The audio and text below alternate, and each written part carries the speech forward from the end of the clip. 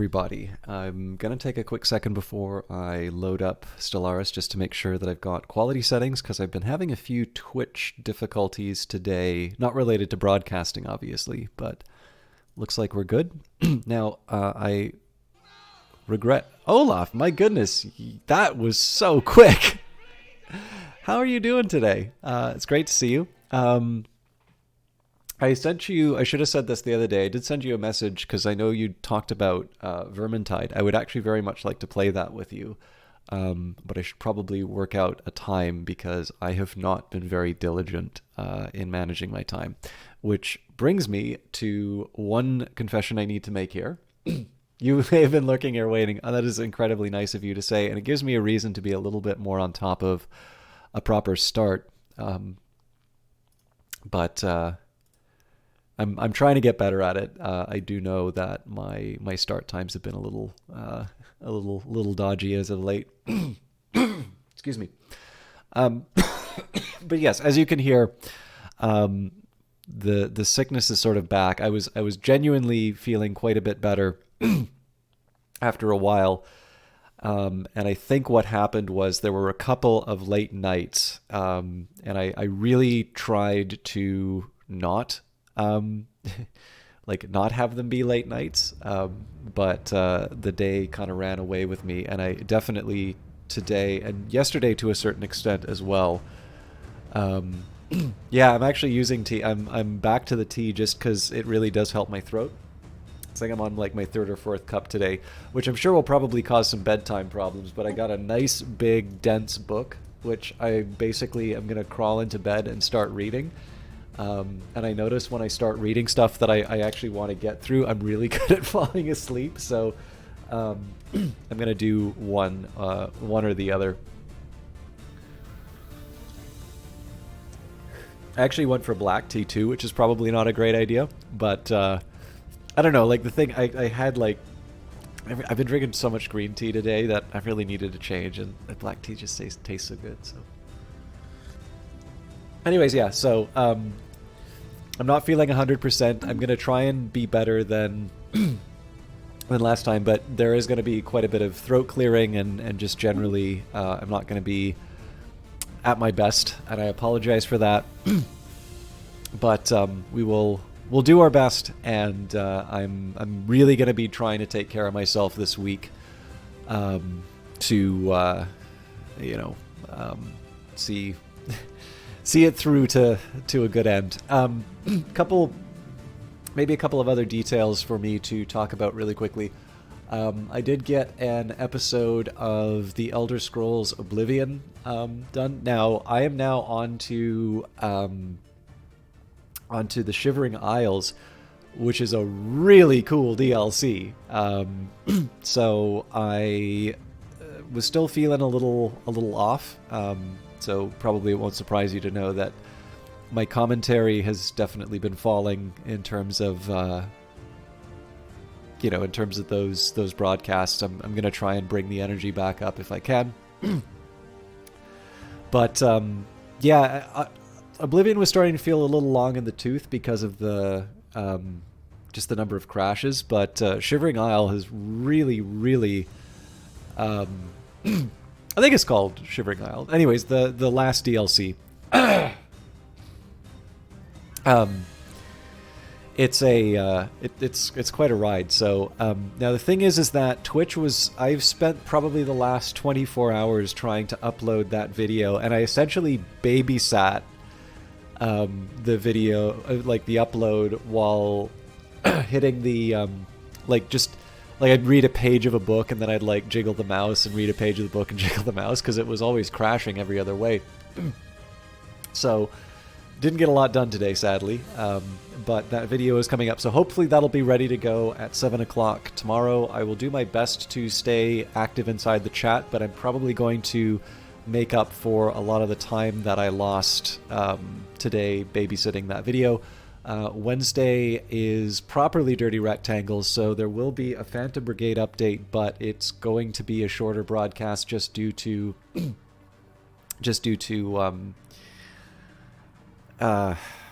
like the tighter time window. I'll try and start like around 6 and do what we did last week. And then finally, the Friday, I actually, so on the weekend, I really, really wanted to do another Darkest Dungeon stream because I had a great time with it on Friday.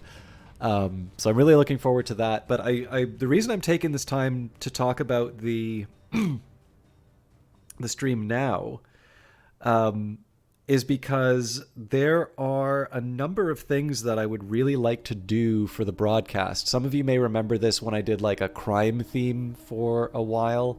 That was where we found LA Noire, which actually wound up being a really delightful broadcast. And I'm running into a couple of dilemmas in that regard, because on one side, I'm looking at my... I'm kind of looking at where we're at right now, and I've got my regular Stellaris stream, and I've got the regular Darkest Dungeon, and I like both games. I do think I'm due for a bit of a break on Stellaris, because I'd really like to spend some time playing this game on my own again, building up a certain degree of confidence in terms of how certain interactions work in this game, and just sort of feeling... Like, I don't know, I'd kind of like to be able to just sit down with a Grand Admiral session again and say, it's like, all right, we're really gonna, like, we're gonna really, like, nail this one. And, I just, if I'm, like, I never like kind of having two parallel runs at any one time. But then again, the question would be, do people want to see Darkest Dungeon put on the shelf again in order to see that sort of stuff? I can assure you, I think at least the introductory stuff I'm going to do for this special set of broadcasts will appeal to quite a few regular viewers. And more importantly, I think it would be very good for me to do this because I've noticed a few things in doing some research for it. But, again, time is a big question, especially when I'm recording, these VODs and all of that. So anyways, just a quick thought. I'd definitely be interested in knowing what you guys like seeing me play. The drawback always of asking this question on a stream is, I'm already sort of preaching to a group that has, like they're already sort of locked in, or they've already sort of approved to what's being shown right now. But with that in mind, I still think there's more that I can do to try and sort of broaden the outreach for lack of a better term. I don't know. I'm trying to think of some good ways of handling that. Anyways, I'm also just delaying a little bit so I can get a nice sip of tea in. I don't know how much I should believe this consumer goods story. We could probably get that back with a few well-placed subsidiaries. However, the dastardly, what are they called again? The Royal States occupied this little spot. So we need 92 influence. Now, there is one little bit of good news out of this, which is right now we outweigh them sort of military-wise.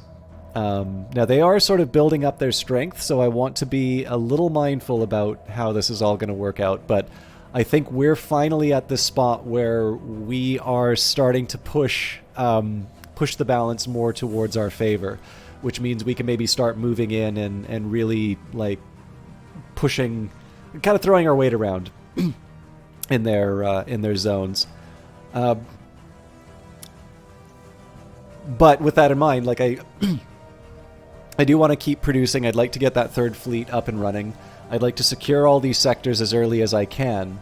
And one of the things I may wind up considering is actually turning this into a vassal. So there's a number of worlds that are sort of already controlled here, and this might be a prime candidate. Like, they've just got so much area here, and I'm a megacorp, so there isn't a huge reason for me to there isn't a huge reason for me to just keep expanding this way. I would prefer to expand sort of to the right.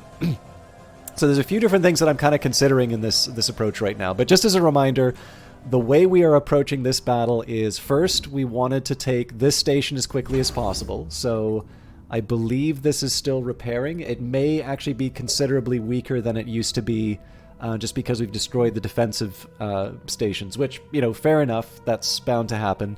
But we still have the advantage because we have a we still have a base. And then if we just take a look at the raw numbers, we still can't see the composition. Well, we can see the composition of the fleet in terms of like capital ships and such. But when we take a look at the overall power, so we've got 5626 and 4268. So there's about 10k of strength between the two fleets here. They are, I believe, building a replacement fleet here. So that's another 1350. So we currently beat them by a pretty comfortable margin. Again, what I want to be doing right now is making sure we always hold the Julau system, and what we're going to be doing is just picking off these smaller stations one by one. So we kind of want to look for the weakest ones and pick those up. If I can build sort of something that I can take a convoy of, you know, of soldiers into, that would be ideal. So, you know, these 3.9Ks, these are definitely worlds that I want to take, but I want to be, essentially I want to start the fight with them after we have blunted the majority of their force. So what we'll probably wind up doing is actually moving up into these sectors before we start claiming these. Again, it depends on how it all goes. Right now I'm just getting some early wins against light targets. So, I'm going to do a quick review of the main worlds. We have sort of unlocked a few more specialties. There is definitely a side of me that thinks I should double down on my research. So that would...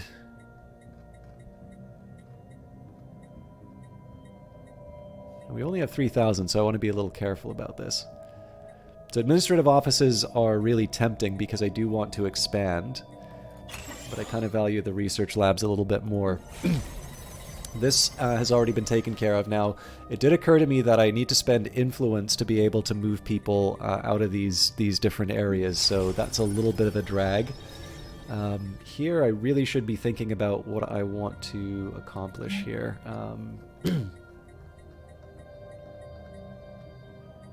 So this has been energy focused, but we've already built all the energy buildings. We've got a stronghold already. I don't think we have a lot of slaves in this world. No, we don't. Okay. So this would suggest to me that we should either do Unity. We can do a little more research. It's not a natural fit. The generator station will have bonuses towards reactors and technicians, but that doesn't mean that I need to put everything on it. I could certainly put an administrative office if I felt so inclined.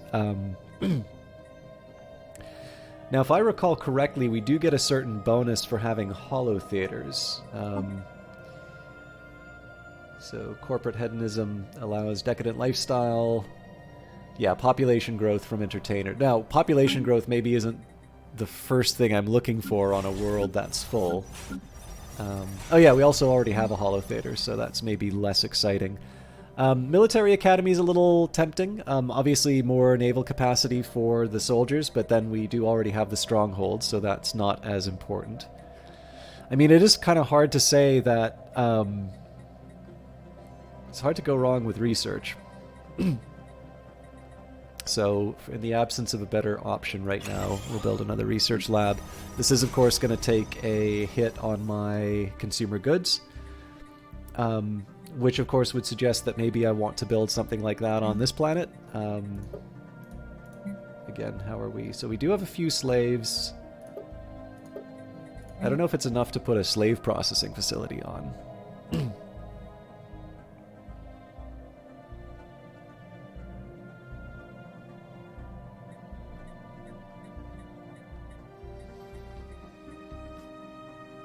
I mean, the civilian industries is definitely a temporary solution because the...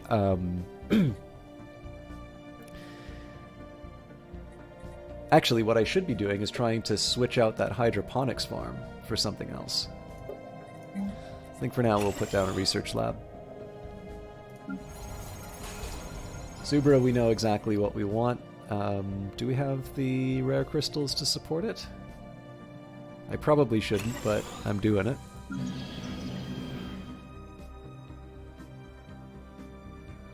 I don't think we need to build anything else here.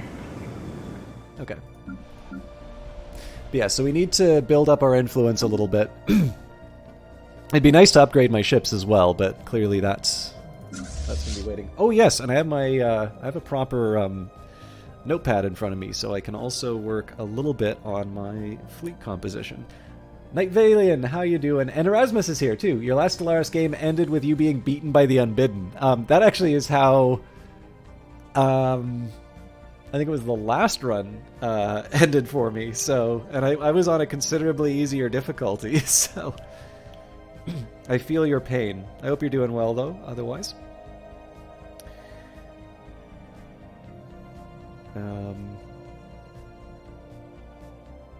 sorry, I just have a few notes here that I want to make sure they're okay to destroy. Okay, so my kind of default build is 5 cruiser,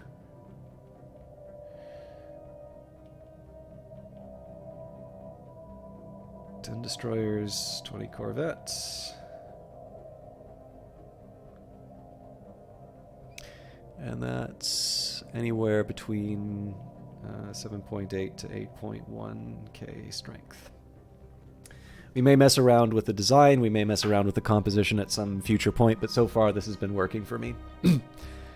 It's System Shock, a stream disruptor. Listen, just because you want to play your boomer, like, writer games doesn't mean... like, that's on you, dude. I clearly knew exactly how I wanted to handle this. We're jumping through all the weak systems. Yeah. Jumping through all the weak systems and then heading back. Rarmonger, good to see you. Yeah, all of you are here nice and early. Gives me a good reason to keep starting on time. I was feeling better, and then, as you can hear, I regressed. Just got here. Don't die yet. No. We won't die for another, 2 3/4 hours.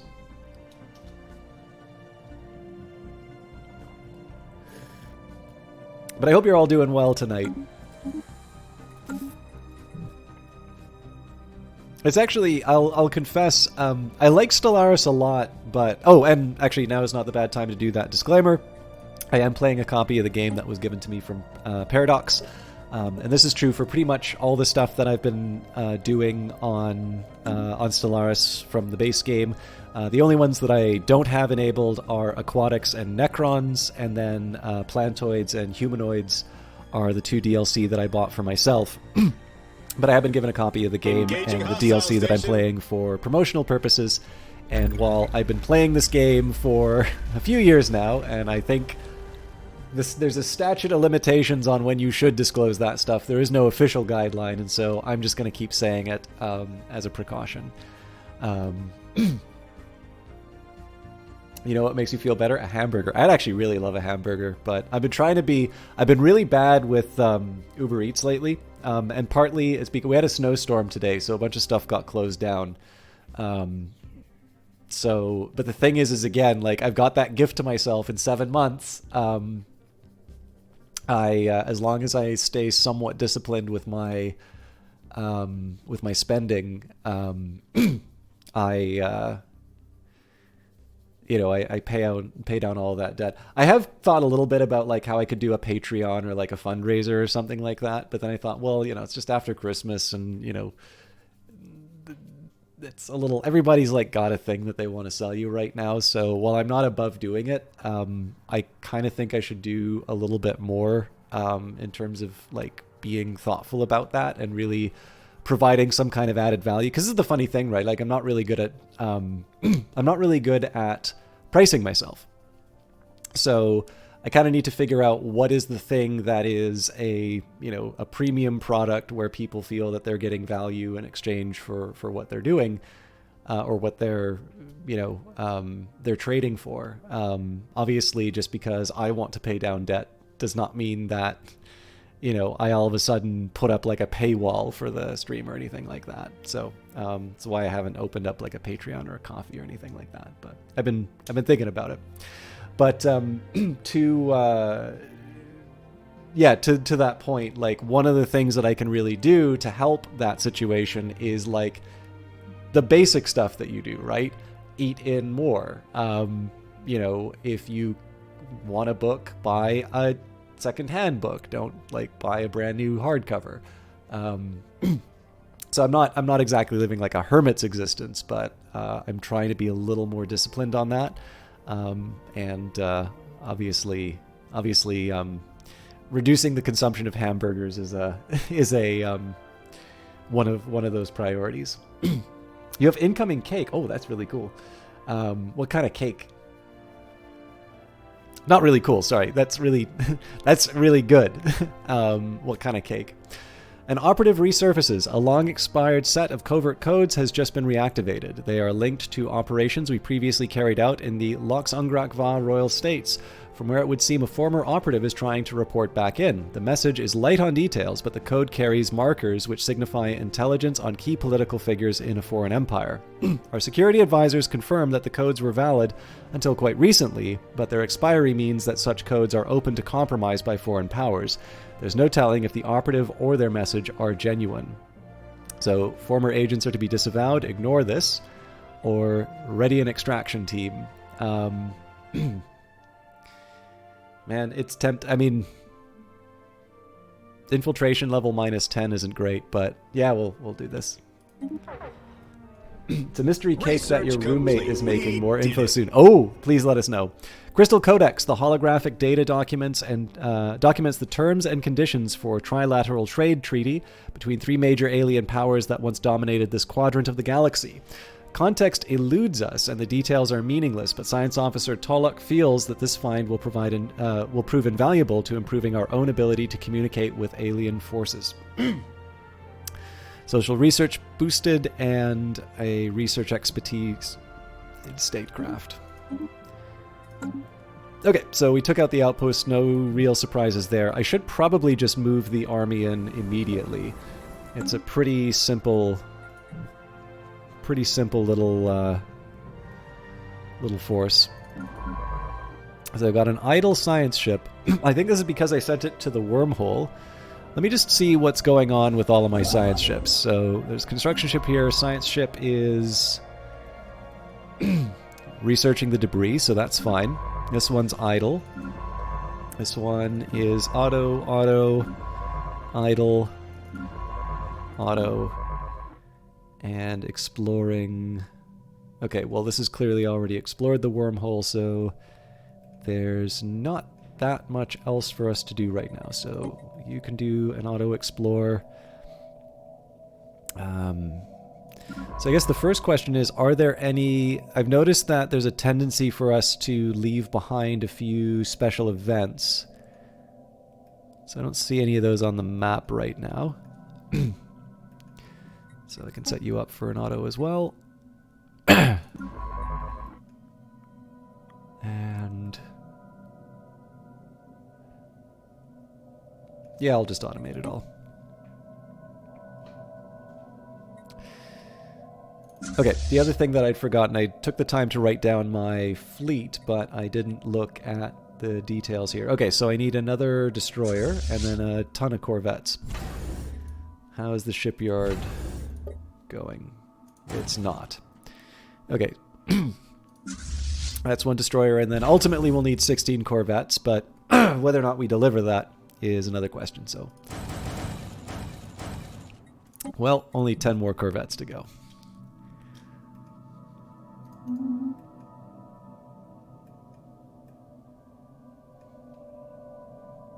I'm sort of battening down the hatches for a long-run consumer goods deficit. Oh, got my transport fleet. We should move them in. So I don't think they need an escort.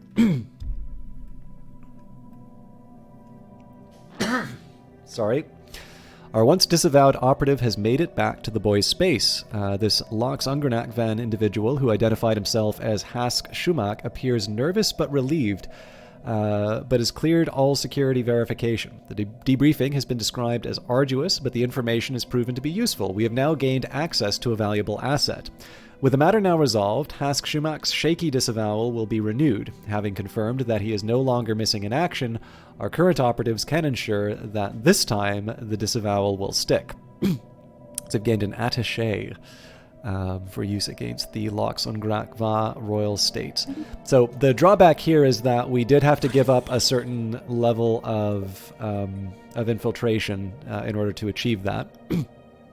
But we are now at a max level of 100, which will eventually give us full access to everything that we need to see. And of course, if we want, we can do some dirty tricks, but that's not as critical at the moment. Okay, I should just keep an eye. Yes, this is fine. As long as this ship arrives in Orval before my ground troops.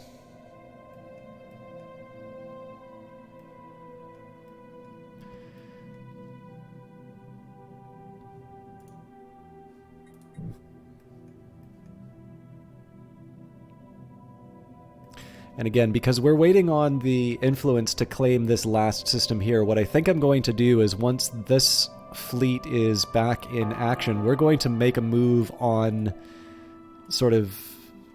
Well, I mean, they might already be making the move on us, but the aim is going to be to give their navy a bloody nose. I don't think we can completely take it out in one go, but we can get close. Prospect analyzed.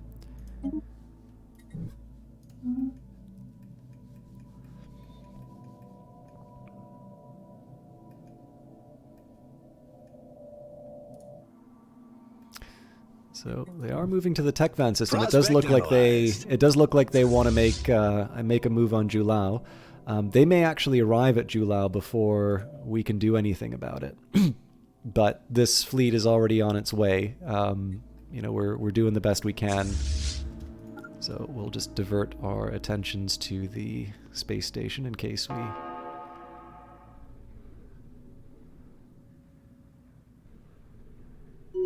Last thing I want to do is find out that my transport fleet gets eaten up.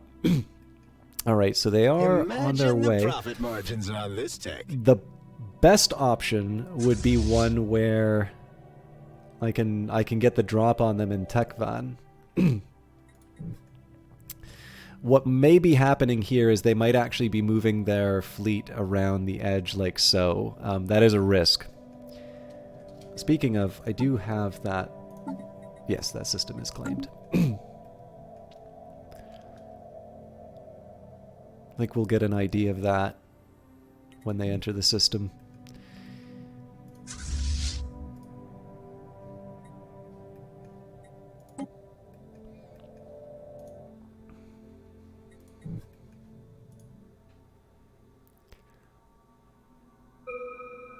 Oh, I didn't even see what research we took a look at.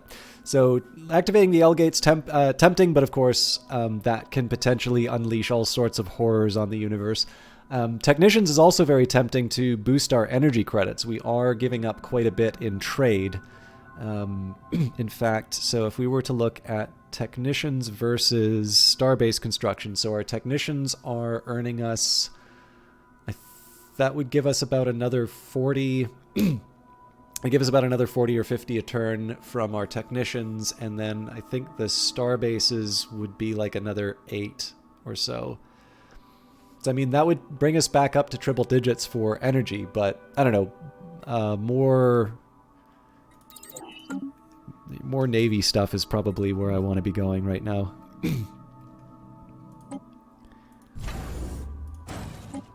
9 more ships.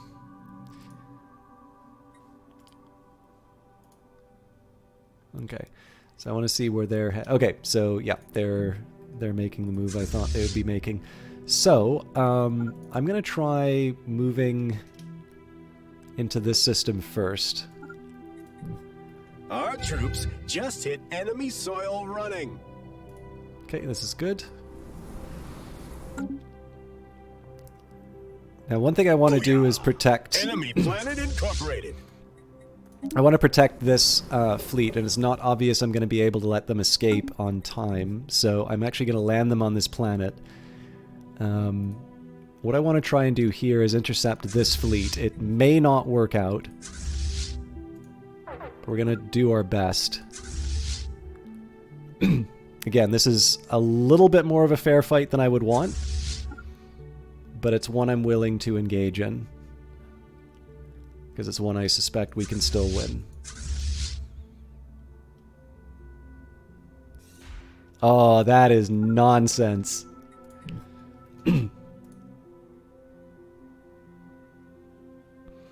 Resource scan complete.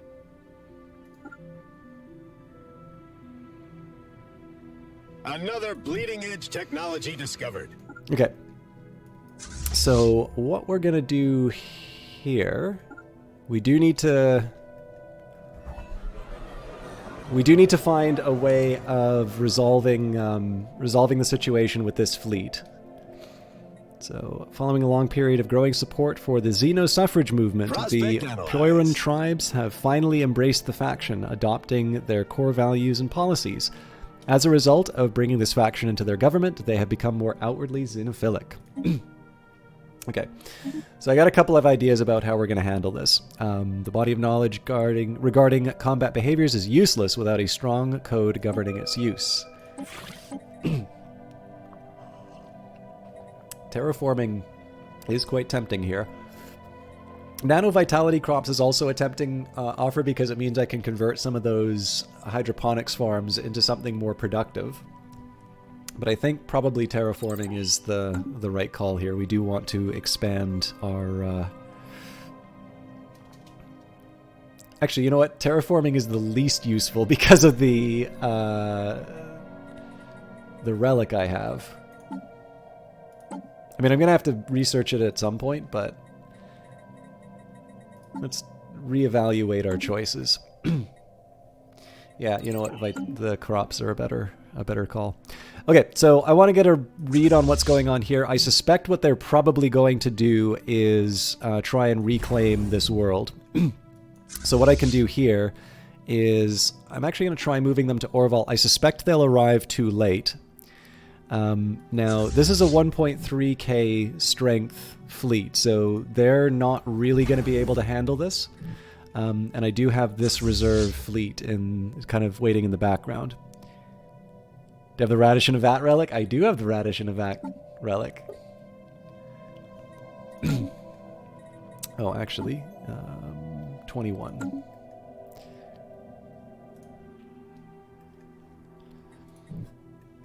Again, the key on this one is to have the two fleets combined when taking on this group. Once I do that, then I can focus. I can basically focus myself on attacking those more hardened positions. Though an unusually deliberate geometric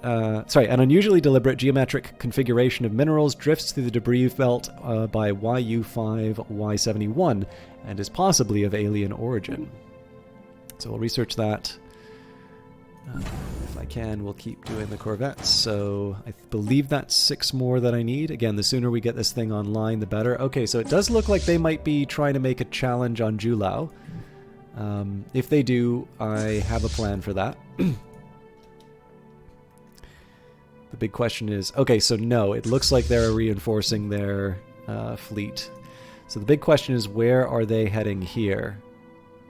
It looks like they're actually just staying at the edge of the system. So one thing I don't really want to do is take on a 3.9 strength space station with a 5.6k fleet.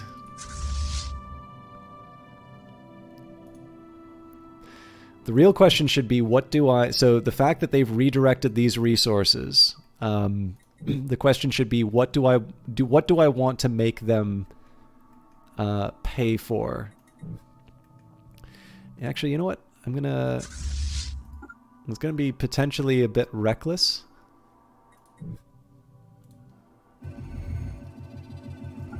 Let's see if we can go around the edge. In gentle orbit around the massive YU-5Y71 floats a portable databank. Scooped up by the ISS Irid-Sak, it is found to contain text in some alien language. The vocabulary is not wholly unfamiliar, but the syntax is disconcertingly complex. Science Officer Loxodal recommends a more thorough study to decipher the text contents and its origins. Analyze it on Kirox's private stash. I also had a couple of other situations. So lots of aliens to research. Looks like the rest of it has been handled. Okay.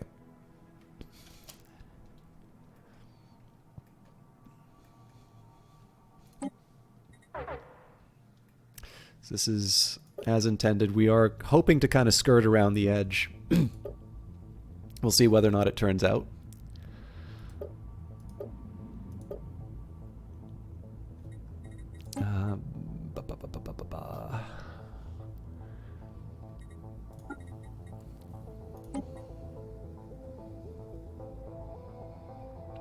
I'm not sure about this one yet.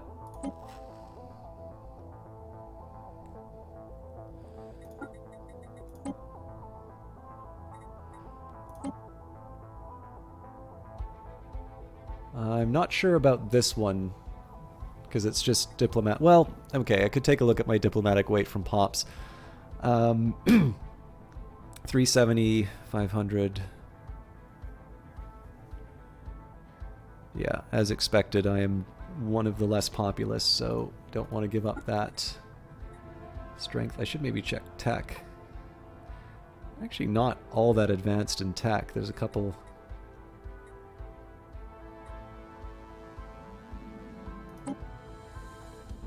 One thing I really wish this game would do is, so when it says repeal regulatory facilitation, it would be really helpful if we could, like, know. I mean, like, we can go to another menu to find it out, but so this is extra diplomatic weight from economy, so I definitely do not want to repeal that. But, like, I don't know, there's just something about going between two different windows when, you know, you, like, presumably you want to know about what you're repealing. Oh, Rawmonger. You luck. I hope you like strawberries. That is a very lucky cake. That's like a natural 20 for cakes. Okay, so yeah, they're probably going to go in to defend the base, which I'm actually kind of okay with. I have an idea about how I'm going to approach this.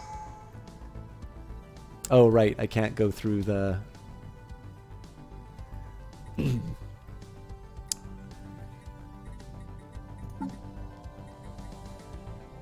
Okay, so this is an important change. So, I mean, now I actually need to deliver on the... I actually need to deliver on the win.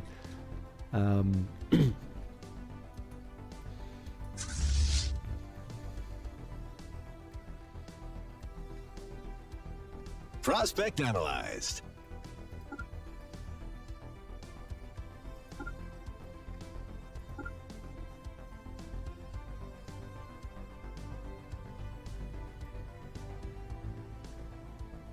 So again, I want to stay... We're going to do the same thing that they did to us, which is I want to make sure that when we engage this fleet, we're as far away from the base as we can be so they don't get any of the advantages of it. Looks like they're committed to... so we don't know where their orders are, but... Okay, the Confederation of Zako... It's the Elamine concern made... I believe these are... Oh no, it's the Megacorp, so...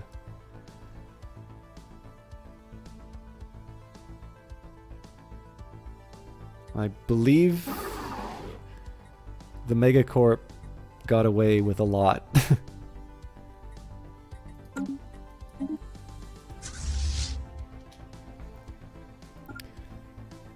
Alright, so we're pretty much ready to start this fight, but every inch counts. Engaging hostiles.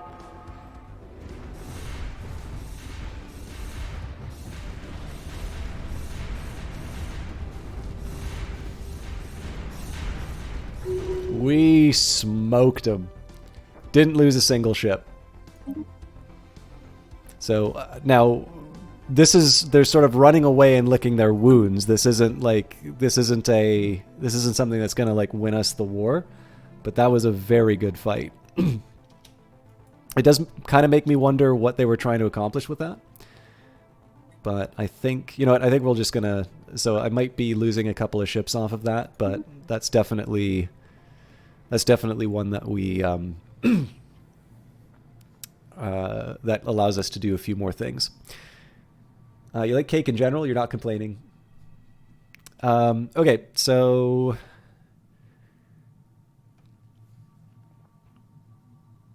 the flak battery seemed to be less effective. On the other hand, I think the flak battery exists to stop the missiles from coming in, so I think that's fine. Lots of evasion.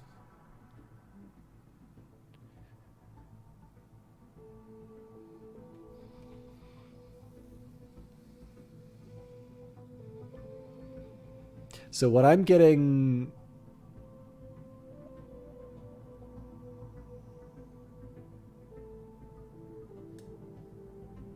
Well, this still doesn't tell me a whole lot, because there's going to be shields no matter what.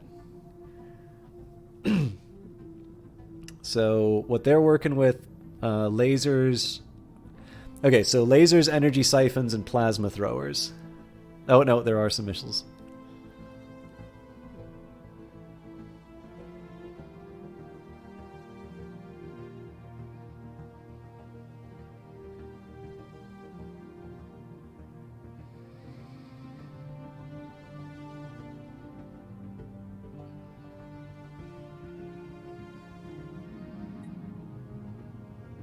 Yeah, I should probably kind of have a proper sit down and think about how I can translate this. So it sort of seems here, like if I compare the two numbers, like when it comes to total damage, right, we're taking a look. They have a higher efficiency, but overall we beat them. And it does seem in particular that they're... well, actually, it's kind of across the board. I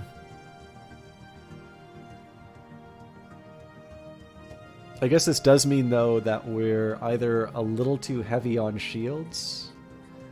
Let's see what our ship designer has to say. Not really. Yeah, we're even on shields and armor. Okay, that's going to be something I have to think about later, because I don't really want to... Like, we won, right? We didn't need to think about our fleet structure, and we still beat them quite handily. So I'm a little worried that we may lose some ships off of this one. In fact, let's take this fleet. It has fewer sort of wounded, so I'm going to take my stronger fleet. I'm going to move them back a little bit. That's actually probably a little too...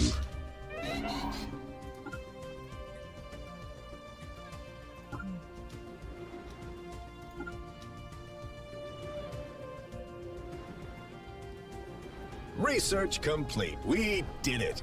The Prince, legible. The text, its title roughly translates to Regional Ruler, is written in a presumably ancient dialect of the Lox Ungrak Van tongue spoken in the Lox Ungrak Va Royal States. The text is doubtlessly of some historical import to them and might contain valuable insights. So let us divine its secrets they need not know. We will return it to the proper owners, hail them, or their prose is pedestrian, their ideas weak. Hail them! Oh man, so I can go for the influence which I kind of need, or I can, like, mock the people who I'm fighting. Let us divine its secrets they need not know. So let's see whether or not this costs me ships. Shake those hostiles. I was really tempted to do it. I messed up, didn't I? No, we're still evasive. Also, I should have found a new engineer. I'm pretty sure this genius is the one that I want.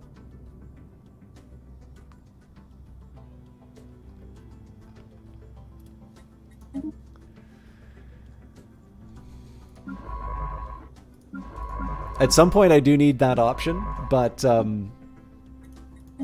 influence is going to be what gets me out of my consumer goods hole. So, resilient is probably the most attractive of these options right here.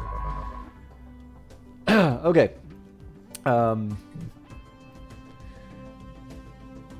Now, the thing is, I might actually wind up going to war with the Nar consciousness at some point over...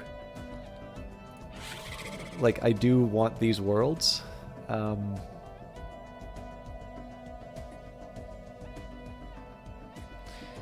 But for now, let's just worry about... Oh, interesting. So I don't know them well enough to be able to put...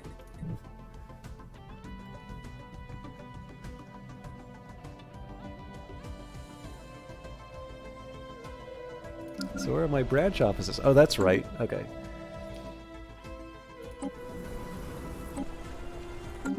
Let's don't return that a whole lot.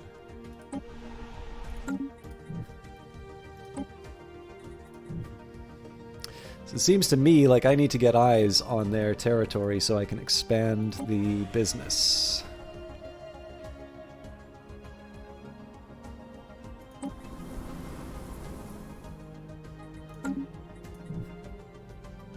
Unless it's because they're an ally.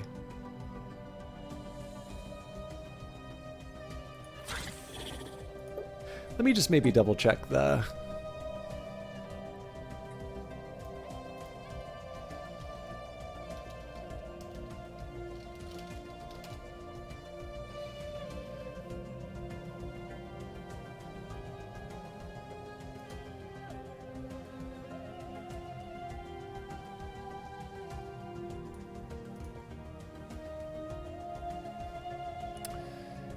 Okay.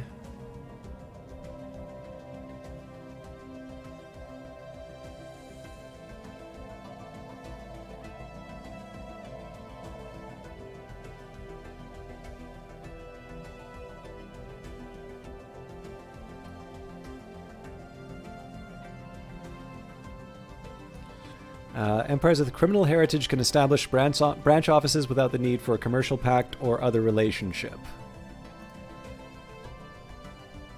Yeah, so it would seem to me that this is a question of not having enough intel. And we're already building that spy network, so really... Oh, actually, this is... Man, this is probably been stalled out for a really long time. Let's acquire an asset.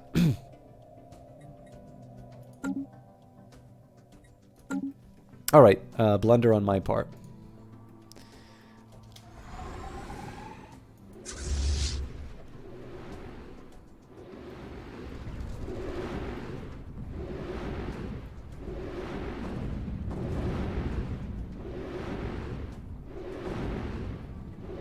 Imagine the profit margins on this tech. Alright, great. This is a great operation. We did not lose a single ship in either of those encounters. Advances in building techniques will allow for the construction of sturdier and more durable destroyers. So this means I can actually claim some more planets off of the enemy as well. I'm really debating between Star Fortresses and advanced afterburners. I guess I'll always have advanced afterburners. And it is very tempting to go for the standardized patterns as well. But yeah, we'll do Star Fortress just because we're going to need to batten down the hatches in the future. Okay, so once we're done punching a few extra ships, we are going to lock down. We will take our army, we'll embark them all, and we're going to send them off to Thrish for new acquisition. It's only 2 armies there, so that won't be a big deal. Tenica is probably next up on the list. Before I go too much further, let's just take a quick second here. So we're 13.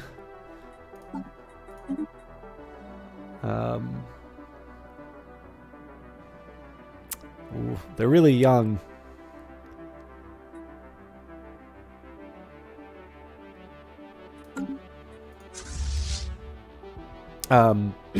So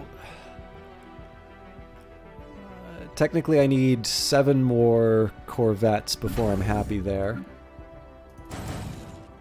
5. In a pinch, I can move them forward, but there are... I think this is the group that we kind of beat up. Yeah. So yeah, the aim here, I think what we're going to do is we're going to repair in our new base. What I kind of want to do now is just lock the rest of this down. So we're going to go to Tenica. Now there's nothing of strategic importance here, but it is a big fight that I need to take. And more importantly, if we have to do like a status quo piece, I'd prefer to do that at the time that we've sort of secured the final location, rather than sort of madly scramble to try and like put my fleets back in, you know, in the Tenica system and then maybe have them reclaim some other territory. So we're going to double back to Tenica, then we're going to move through. We'll take this system, Kenforth. I believe Takvan is sort of the last in the in terms of the war goals, and then at that point we just start punching the, you know, we just start punching the locks on Grakva royal states to get the war score up and enforce our demands. Yeah,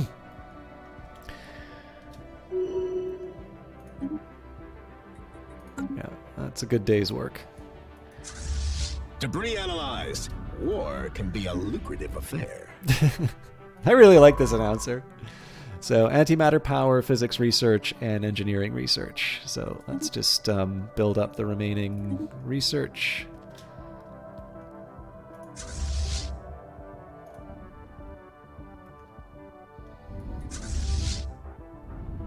Not quite sure when they start healing, but we'll wait it out. As long as nothing too scary happens in their fleets, I'm okay. But again, the consumer goods situation does need to be handled at some point. If I could, I'd love to make them a subsidiary. Things are sort of trending in that direction. I think if I can get a few more branch offices opened, that'll help. Encounter in Besnar. We have made first contact with mysterious aliens in the Besnar system. For now, we've codenamed them the Nun aliens until we can find out more about them. If they possess a language, we should decipher it so that we can assess how much of a threat they pose. Again, we've got so many first contact events, and it's, you know, I don't have the envoys for it. There's so much that I'm trying to accomplish here. Although we can eventually turn, once we're at sort of max intelligence with these guys, we can sort of just set up a maintenance. Debris analyzed. War can be a lucrative affair. Okay, so it looks like they're on their way to making a move.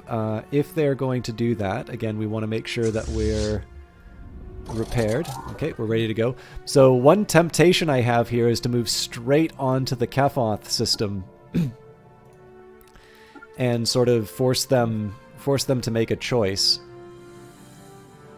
It's possible they're going to head to Julau. That's probably what I would do in this situation, but we know we can take it back from them, so it's not as critical.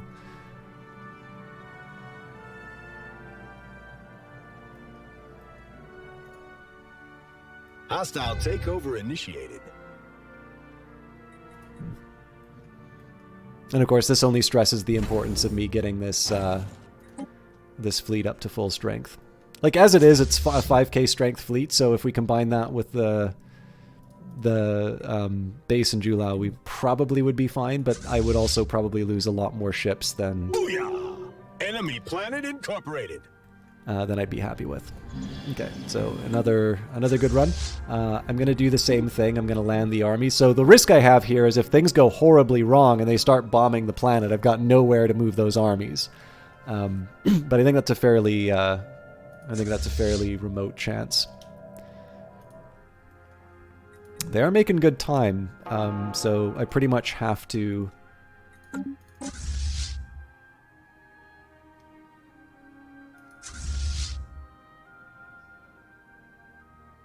Oh, it's this. Okay, I was like, where did that 8.3k fleet come from? And it's like, that's not their fleet. So, I mean, that was kind of on our expansion plans anyway. But what we're going to do is we're going to start by getting into place. Now let's make some more. That's another really good line. Again, sorry to cough into the mic there. But yeah, the aim here, at this point, I just want a clearer line. So, like, the hope here would be that if we do a fight in Kephoth, and they really want to make the move on Julau, then we're able to kind of jump in and take them from behind while the Void Skulkers sort of defend the base. In fact, while I'm reluctant to do it, I think I'm going to station them as a backup. Prospect analyzed. So again, the hope is that we don't need to use them, but if it really comes down to that, why am I taking them there? Oh, right, yeah.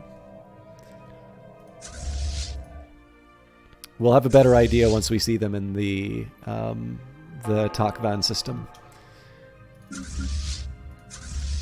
I don't remember actually giving the order to attack that, but fair enough. So these are always one of these cases where we could lose ships.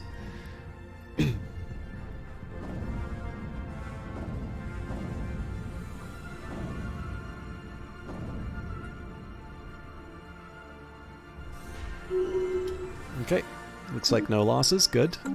So first thing I want to do here is actually, so I'm going to enter orbit, and the hope here is that we're going to repair. Now, it does look like these ships are turning, so it could be that they're moving. Okay, no, they're... Wow, we really hit this tech out of the ballpark. They're moving to Julau. So these capacitors store surplus energy, which can be quickly transferred to reinforce a ship's shields.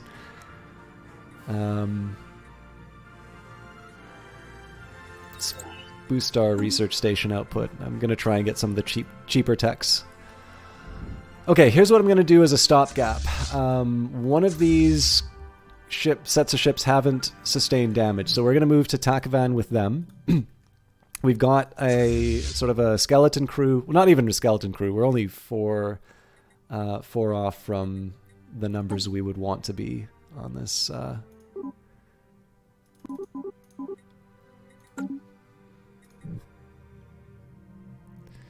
But yeah, we are technically weaker than them by about 500 points.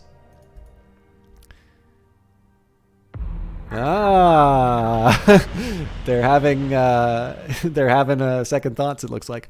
Apprehended by hunter-seeker drones, the Nar consciousness has just been alerted to our presence. It seems that we lacked sufficient intelligence on the local area, and our operatives have earned the attention of local hunter-seeker drones. Operation Acquire Asset is not truly jeopardized yet, but Spymaster Coxurum requires speedy assistance. I must trust in diplomacy. Spymaster Coxurum reports that our team of operatives near the Nar consciousness has missed a number of checkpoints. Given the nature of this operation, we had already anticipated them being unable to maintain frequent contact. However, our Spymaster is regrettably confident that by now the team has been lost.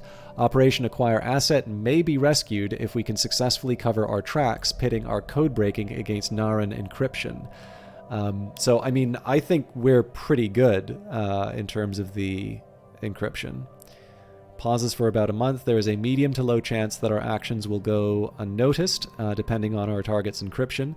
Success is more likely if we have an asset assigned to this operation. Unfortunately, we do not, and it will take 20 influence, dropping our influence level. Otherwise, we can disavow. High chance that they go unnoticed, depending on the target's encryption. Yeah, you know what? We'll just disavow it. We can start again.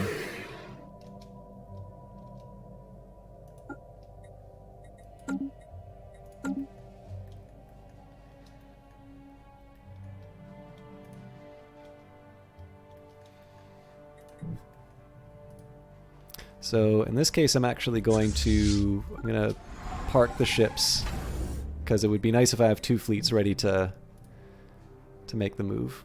They're all stuck here, so I'm fine with that. They also rushed it, right? So you notice that a number of them are damaged. Planetary exploitation forecast complete.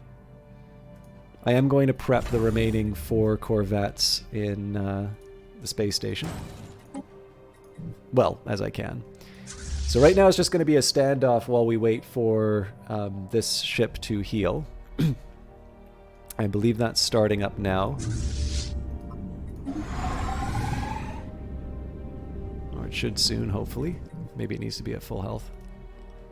And we're just going to keep an eye on these guys. Because again, like...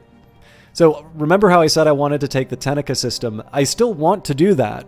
But it's not as important to me as being able to take out their main fleet. So, you know, if it's a situation where, like right now, they're ground to a halt, there's nothing they can do to defend themselves. I'm still building corvettes, which will be added to my fleet, and I'm repairing the one fleet that that I'm going to use to crush them. Like, it's to my advantage to wait right now. Okay, relic activation's available again. The key here would be would actually be expanding to new markets.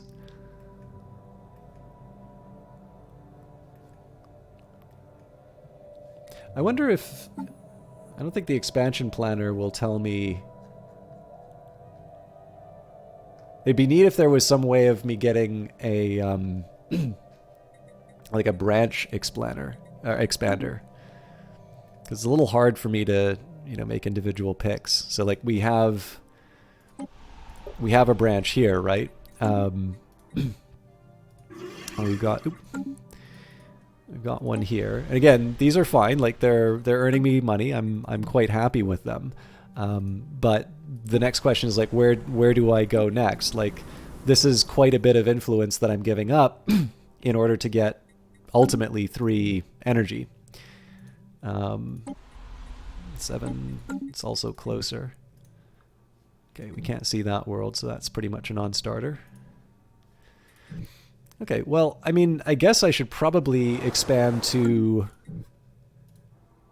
I should probably just expand to where I can at this point.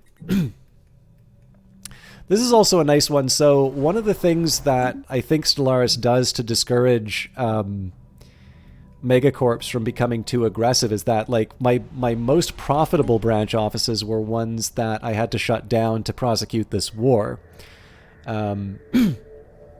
So one thing that's nice about this group is that I can send out some... Like, it's very unlikely that we're going to wind up fighting a war with them. At least not one that I initiate. So even though this doesn't have the biggest return, especially compared to some of the other branch offices I've opened, I'm still going to take the opportunity because it's one that I've currently got available. And we definitely... First thing we want to do is get our drug labs. Because again, we're trying to boost the number up. I would prefer to just focus on consumer goods. The drawback here is that it doesn't produce as much crime. So I've kind of done a drug labs and then a research labs as a follow-up. I mean, Smuggler's Port would give me the highest crime, but the catch on that one is that maybe the trade isn't the most important thing for me.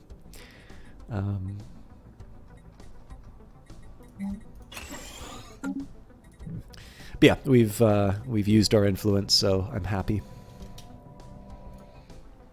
As soon as I hear that lovely repair sound, we're gonna go in and beat these guys up.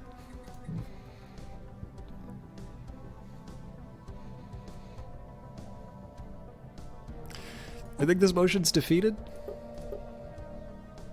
Oh, no, we just get it.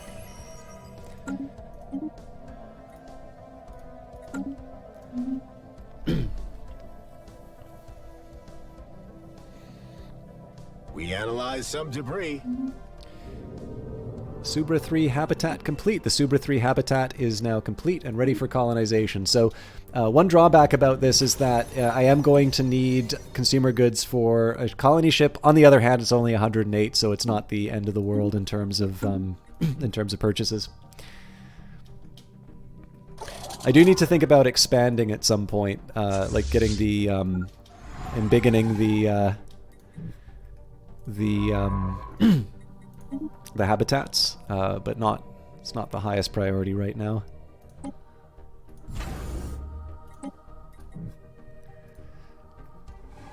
Okay, so they're close enough to each other that we can now say, go get him.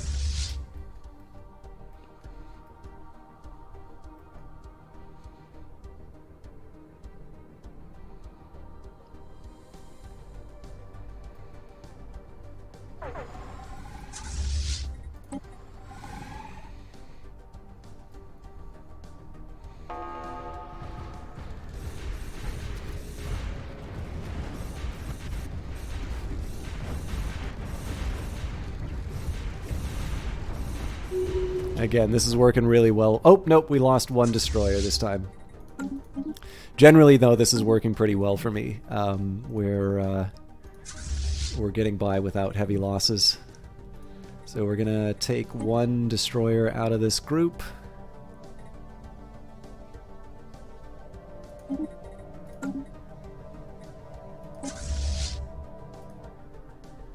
I'm gonna send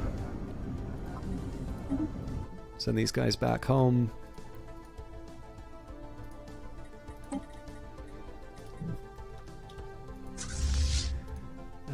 We've already kind of gone through the fight, so we'll claim the base here, and then we're going to repair in Julao.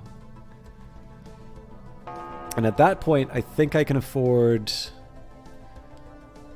I think at this point we can afford to claim Tenica. Anomaly detected. Despite the toxic content and high pressure of this moon's atmosphere, strong life signs have been detected coming from its surface. Now, there is one drawback in building the... So I've been building a bunch of ships in this outpost as opposed to the capital. The capital does have a training center, so the quality of ships that I would be getting is slightly higher. The difference is, of course, is that my decision to build... Wait, have I not had... Oh. There we go. The decision here has given me the flexibility of having this group ready to go at any given time. Toxic content, high pressure, Planet Twitter. I was thinking Planet Twitch, but both work. So we're back to that wonderful world of enough Empire Sprawl. I should note, by the way, one of the reasons I've not been doing as much expansion as I would like is I don't know what my Empire Sprawl is going to be after this war. We're pretty close to a point where we can start enforcing our demands, I think. I believe so. We're demanding surrender, demanding unoccupied systems, demanding unoccupied planets, and then... So if I think... unoccupied planets is interesting, actually. So I know we need to take Tenica. Oh, we didn't claim this yet.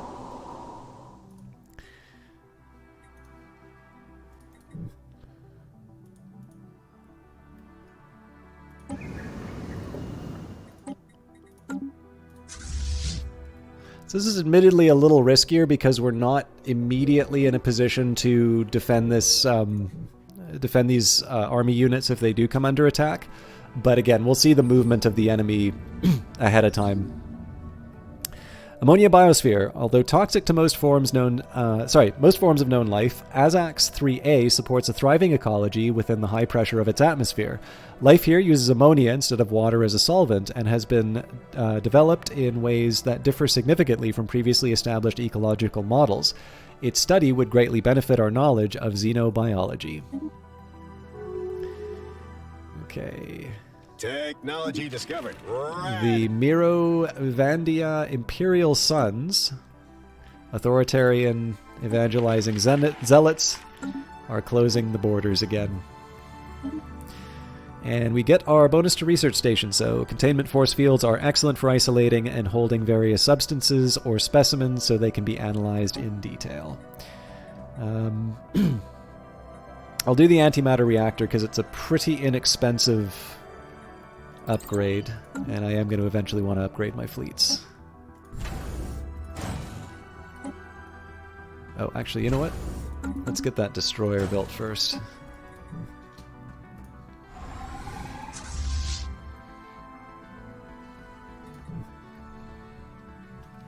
So again, Resource scan the complete. key here is going to be we go from Julau to the Tenica system. We'll claim it just so that we don't have that horrible little moment where they're like, you don't have one system you need. And then, like I said, we'll just kind of go from system to system.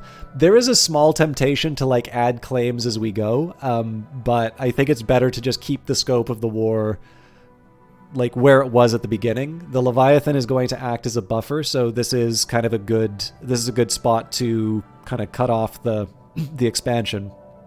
And then I can focus a little bit more on my own expansion as far as I can to something that will get me crystals.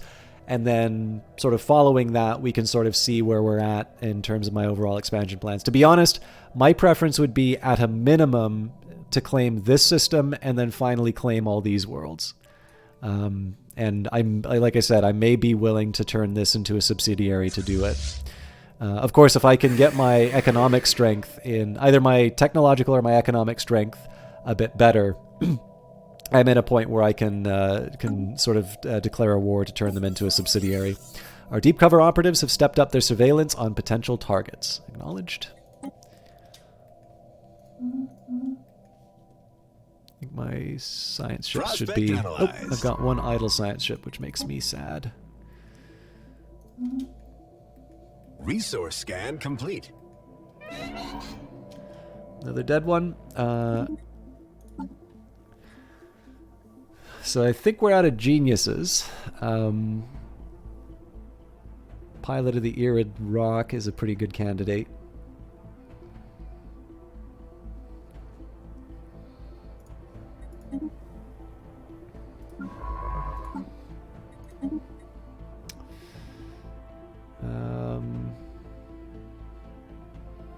So I guess the question would be, would a 25% experience gain outweigh a 5-year a 5-year age difference? I think I'm going to go for... I generally like to kind of go where I can, sort of a bird in the hand. There are a couple of exceptions to that. So for instance, if there's a resilient character, another 25 years of life, I just sort of subtract that number from their current age, and that generally makes them the most attractive candidate. I'm still not sure if that's the right call or not, but that's usually the way I handle it. All right. That's one group. I want to make sure both are ready to go. All right, so again, we're on our way to Tenica first.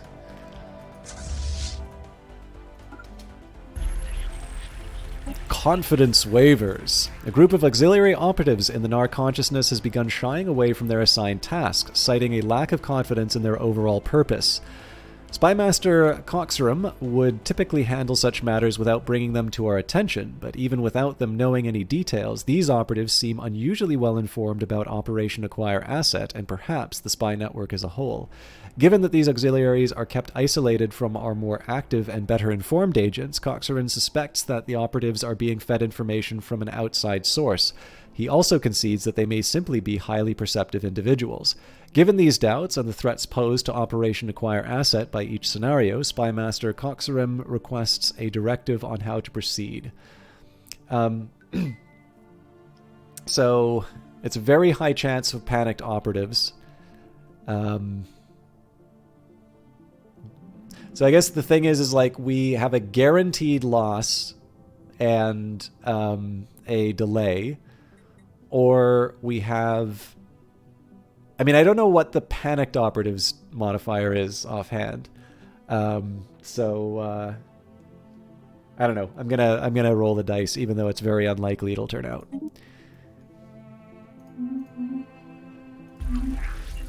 Unwavering insight. All right, our auxiliary operatives in the Nar consciousness have applied themselves with unusual fervor upon learning that their once intangible suspicions were founded in a real cause after all. Spymaster Coxrum maintains a strict information quarantine, but reports that his supply lines have never been smoother. So 3-year decrease in operational difficulty. I was not expecting that, so I guess we'll have to find another day. I mean, I can always go and check the wiki if I really want to see what the effect is, but... I don't know, I try to use the wiki as a reference as opposed to like giving it giving me gameplay suggestions. It's a little bit like Darkest Dungeon. Like, I have the option, but I don't necessarily want to take it. Okay, this is really interesting. These guys are pretty stubborn in their efforts to try and reclaim the systems. Hostile takeover initiated. So I think I'm gonna have to hold off on the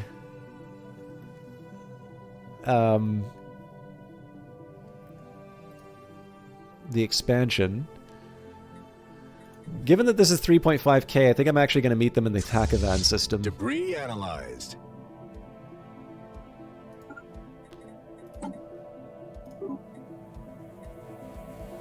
Oh wow, we only have 3 cruisers in this?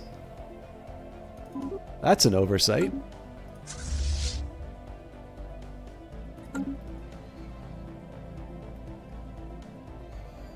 I mean, we still beat them here, so I'm not that worried about it, but... Alright, where's your brother?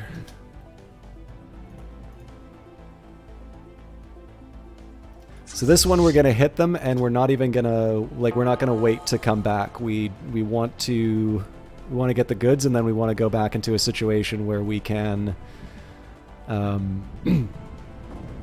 where we can defend the gains that we've made.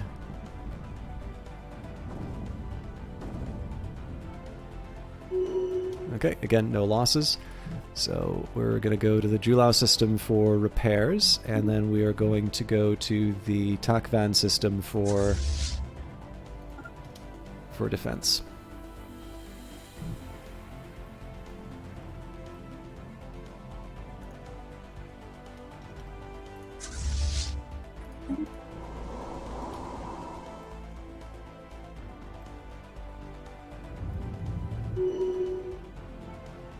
Oh, our assumptions about Raxaran weakness may have been hasty. As a token of our new experience, we accept your demands.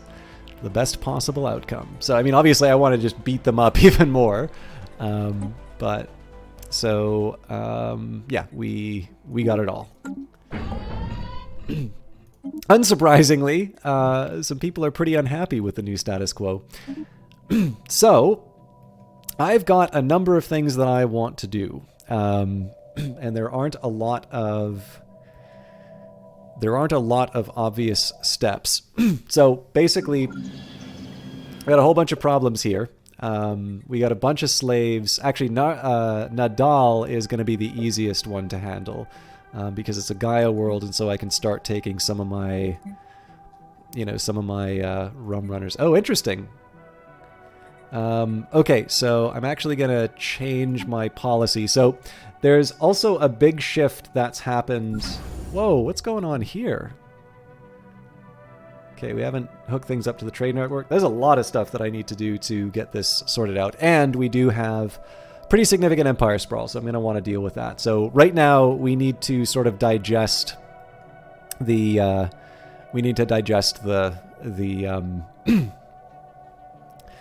the territory that we just acquired. I am going to expand out into this area, and I'll probably at some point continue on to opening up to Hadranus. But let's take this one step at a time. So, I think the first thing I'm going to do is take a look at whatever surplus amenities I have on some of these stations. And I'm going to start moving... particularly the worlds that have, like, only...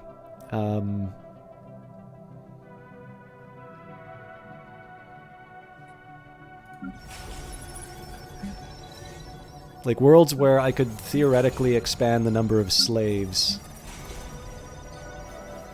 Yeah, so, like, the clerks and that, I can move... Okay, so let's actually take... Oh yeah, sorry. One step at a time. So, first of all, let's just take a look at the overall political landscape among the factions. So, we've got a local rivalry now. Let's just take a look at the overall level support. One throne group. We're not really going to make them happy. Didn't we have... Yeah. So the Raxar Supremacy Party... should be a bit happier with us. Now, one thing here is that the Union of Spiritualism Unchained is still pretty mad at me, right? Now, it says failing to outlaw... It seemed to me that we had already outlawed them, and I was about to permit them. So, where were we?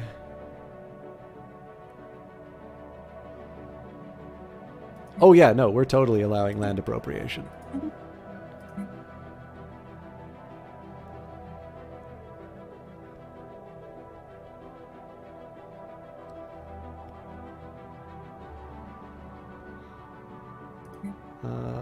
We will allow... Yeah, so apparently we'd permitted artificial intelligence in one way, so we weren't getting the benefits anyway.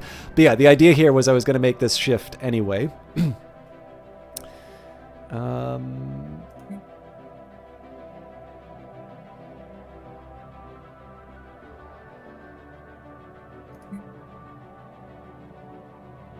Yeah, I'm not sure about the rest of these, but yeah, the big thing right now is I want to, if I can, I want to take advantage of robotic pops. That's going to help my ability to produce things. So, next step is I want to go to... Actually, Kirox's private stash might be a good one.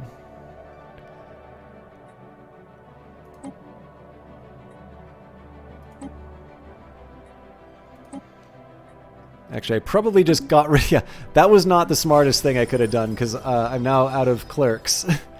And somebody does actually need to provide the amenities. We'll see that crater, I'm sure.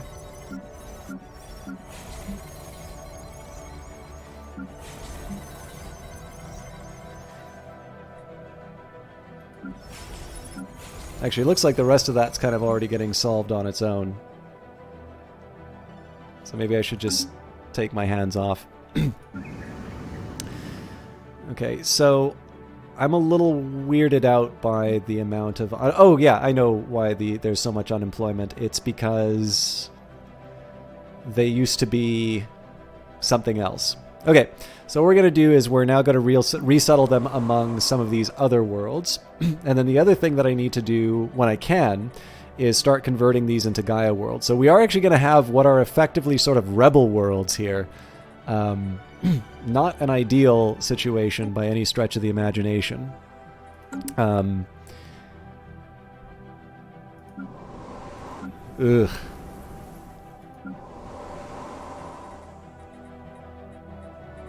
Yeah, my hands are kind of tied on that. So we're waiting on 72 influence.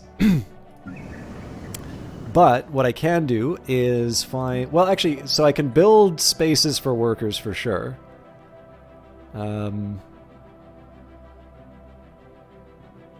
This looks roughly like how I would want it.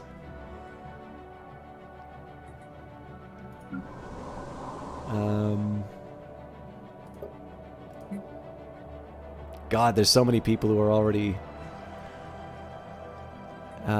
yeah, the funny thing is I don't actually have enough places for slave. Well, actually, sorry, that's not entirely true. I've just freed up a whole bunch of... Yeah, so all I need to do is convert... Yeah, this is a lot easier than I thought it was going to be. So, on Kirox's private stash, I believe we can have slave soldiers, if I'm not mistaken.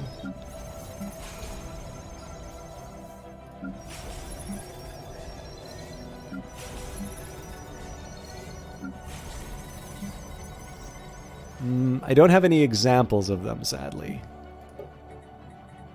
And it looks like this is an entirely specialized economy, so that's not going to help me too much. But yeah, base... Oh no!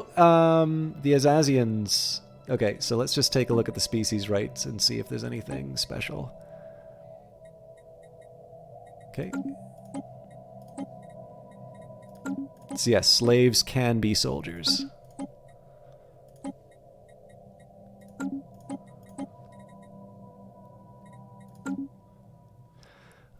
With that in mind,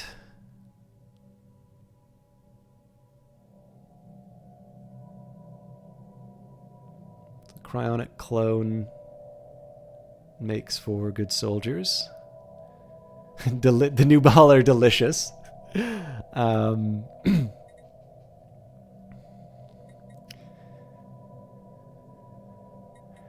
Okay, so here's how I'm going to handle it.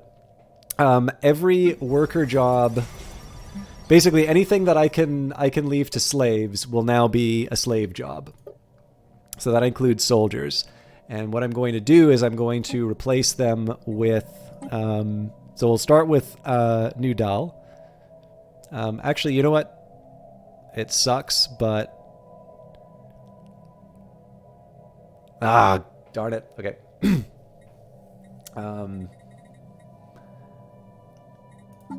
Sorry, let me just grab my notebook.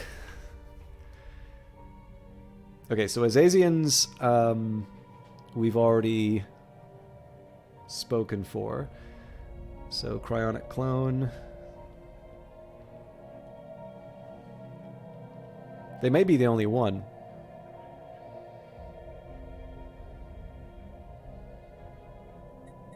The other thing is like the natural engineers, I may want to start putting in the science labs as well. So I may want to change, like for them, they're currently chattel slavery. So domestic servants that are not holding another job will be employed as servants. Increases amenities. They cannot perform ruler or special. No, that's not it. Yeah, so indentured servants can be employed as a worker or a specialist, but retain more political power than other slaves.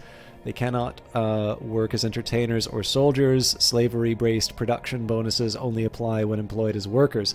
So, because we don't necessarily have any natural, advantage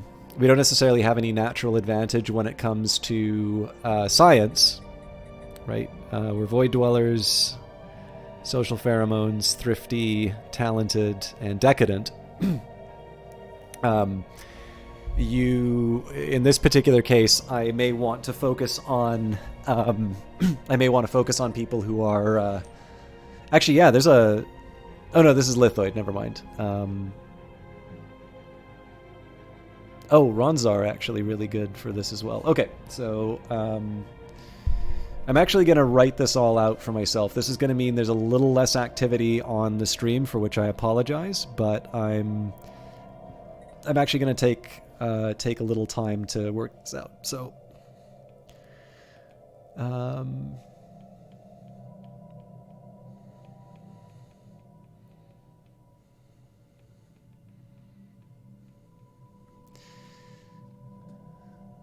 looks like we've got 2 science-focused groups.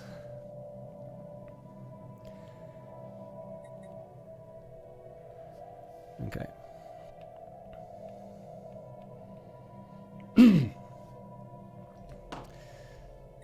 So yeah, actually the first thing I'm going to do is I'm going to set rights for them. They will become indentured servants.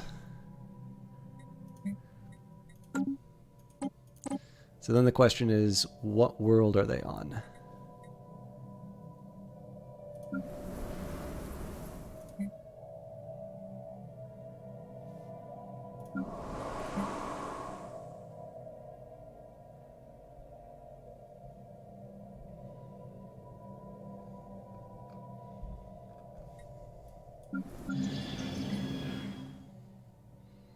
Actually, I guess I could just use resettle. Okay. So we'll take Kirox's private stash. So the first question here is, how many specialist jobs do we have that are not science jobs? So we've got 2 science jobs here, which means we should have 5 Ronzar otherwise available. We've already got rulers. Okay, so as far as specialists are concerned, it says 6 jobs available, 2 of which are already occupied. So I will take 4. I will exchange 4.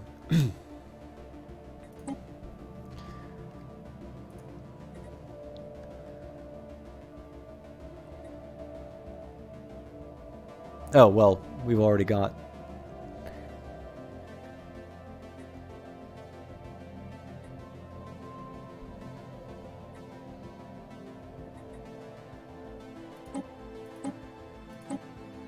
Okay, we're lacking the influence, so that plan's already gone. So we'll take one of these. I don't want them working as artisans, though. I want them working as scientists.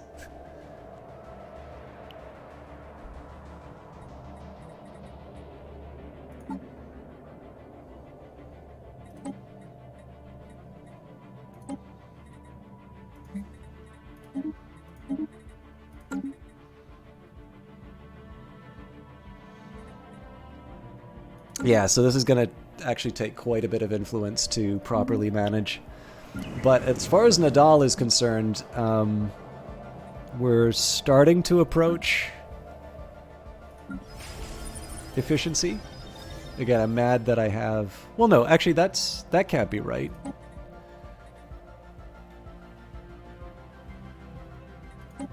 All right, I mean, that's an easy one for me to fix. I prefer Ronzar as scientists, if I'm completely honest. And we're lacking bureaucrats.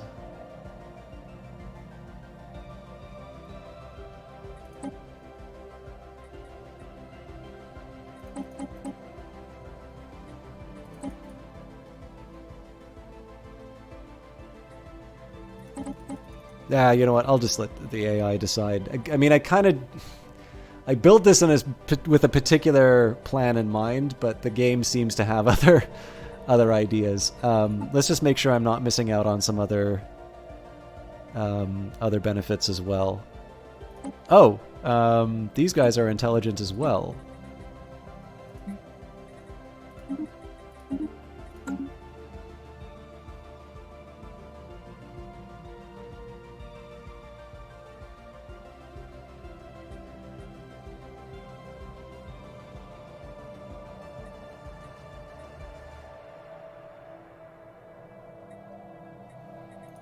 Okay,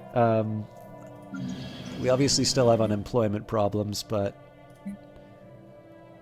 considerably less. I'm going to take a second to get my notes written again.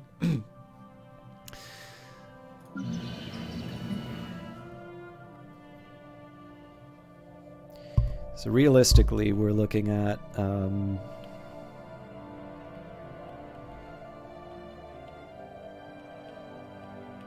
7 workers on Nadal.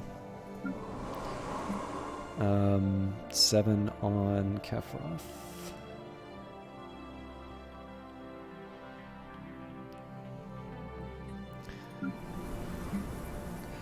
Two on Kasloch.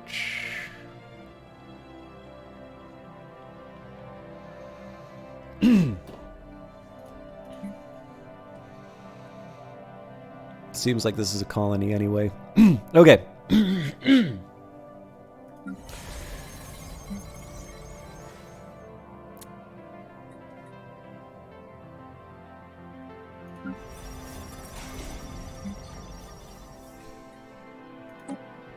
So I guess the first thing we do on Durotex,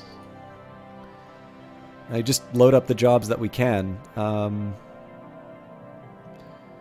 think the Natraxi are more attractive for the more menial labor.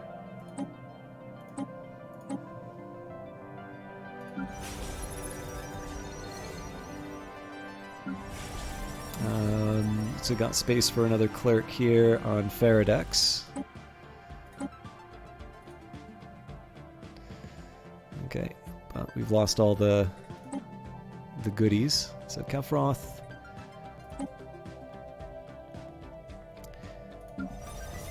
Dolok. We got room for a couple more.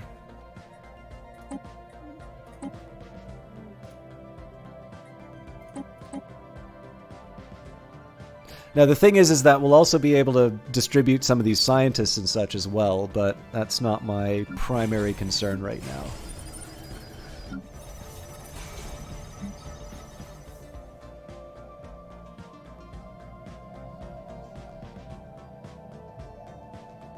I can't remember if we have a science... No, we don't. This is pure bureaucracy.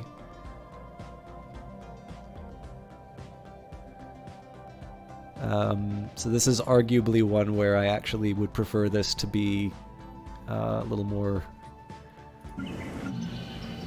focused culturally. Okay.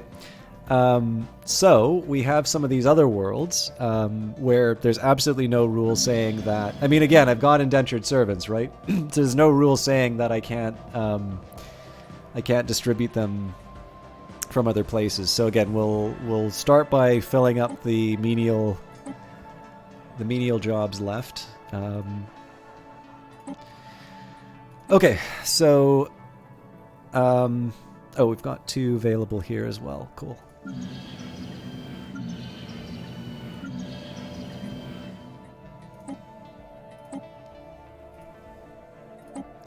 Okay, so we've got 1.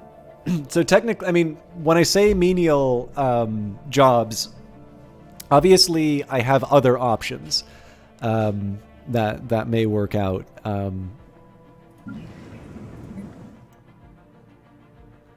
But yeah, so now I need to think about... oh yeah, so some of the things I should be building right away would be slave processing facilities, clearly. Or at least for the worlds that I can afford them on. In fact, that should probably be true for most of my worlds at this point.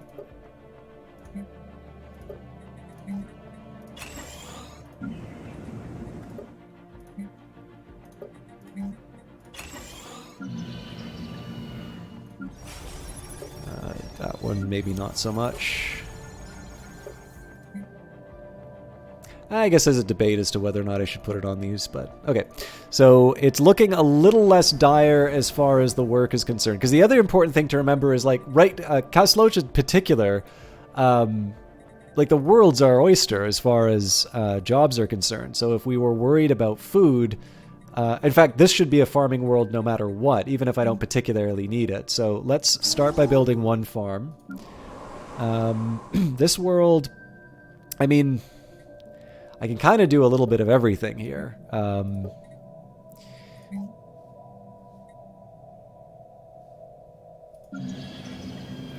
this one I'm actually going to make a little more mineral... Well, how much space do we have left? Ooh, okay. Those numbers kind of scare me. What's my actual mineral production?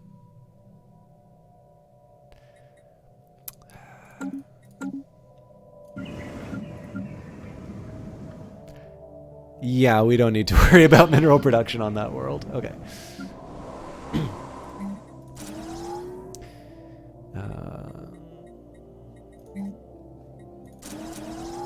So we're going to build specialized districts here. This will probably wind up being a tech world.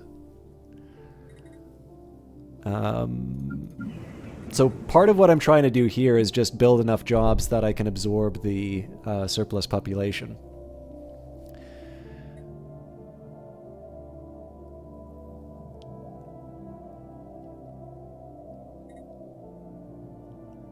So this is listed as a bureaucratic center, and it's not it's not an obviously bad choice for one. It's kind of a little bit of everything, though.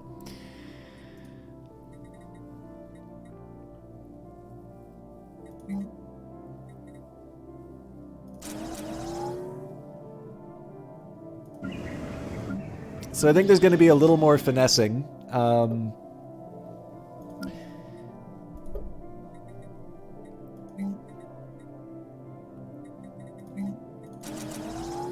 I'll probably wind up bringing more slaves onto this world. And then I guess the other thing I need to do is make a capital for this.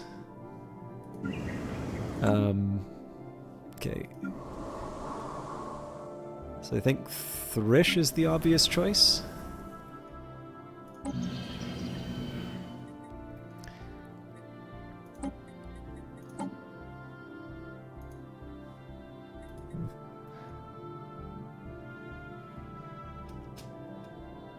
All right, there we go. So we are going to have some unemployment problems and such, but we'll be able to work that out. Our consumer goods are looking considerably better. So next question is, which of these bases do I want to keep? So for instance, Julau, like I see the logic of it.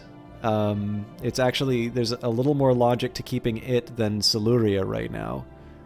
I'm at my base limit, oddly enough. Well, not oddly enough. There's a very clear reason why I'm at that limit. But yeah, so the question's got to be, which of these things do I actually think are worth keeping? I've got a lot of duplication. So Tenica, I think, makes a lot of sense to keep. Thrish and Kefroth, I can justify leaving. I almost certainly want to upgrade Takavan.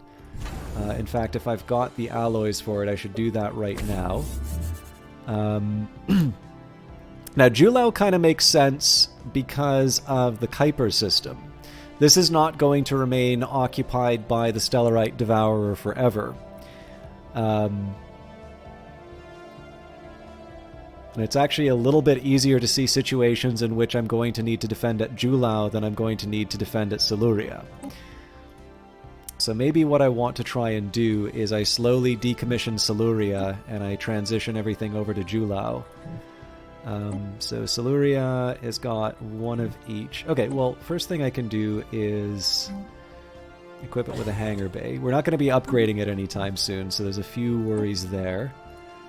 But maybe what we do is we'll decommission the shipyard. Well, I mean, I've built it already, so that'll be a gradual process.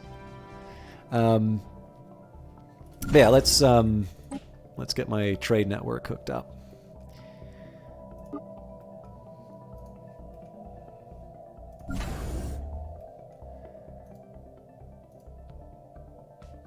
Am I missing something here?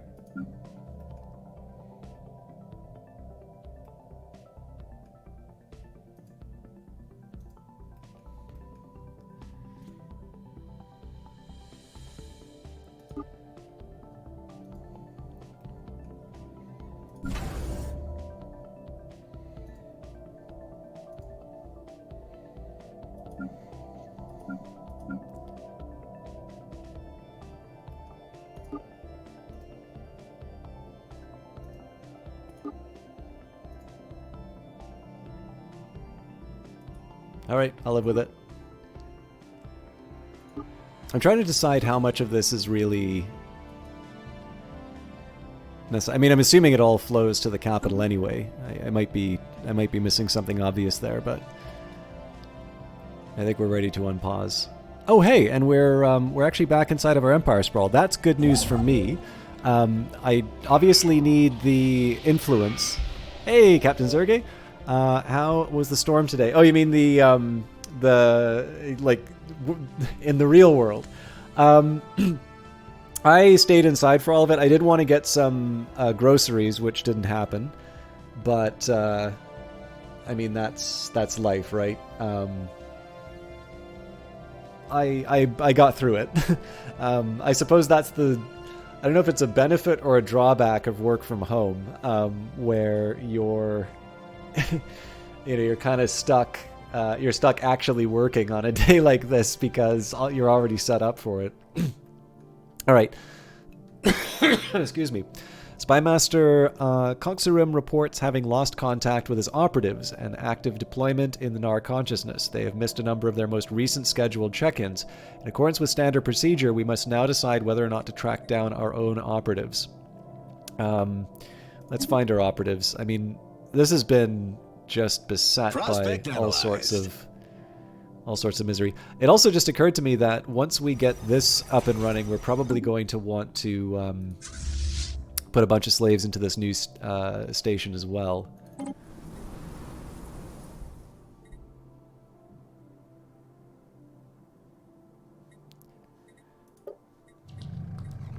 Contact reestablished. Our efforts proved successful. Contact with our operatives has been restored. Spymaster Coxarim is already working to review monitoring procedures he has in place for work in the Nar consciousness. So again, the purpose behind this is so that we can get better intel on their planetary production hub. We're doing this so that we can get better intel inside of our ally, the Nar consciousness, in order to be able to set up some branches. Now, that's a long-term project, clearly.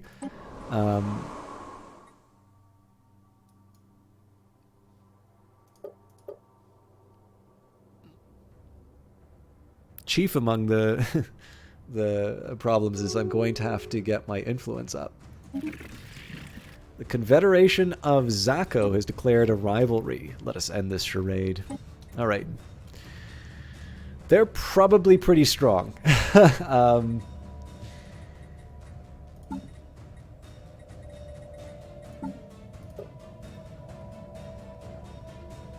How in the world is the Nar consciousness so much higher? Like, we're pretty low overall.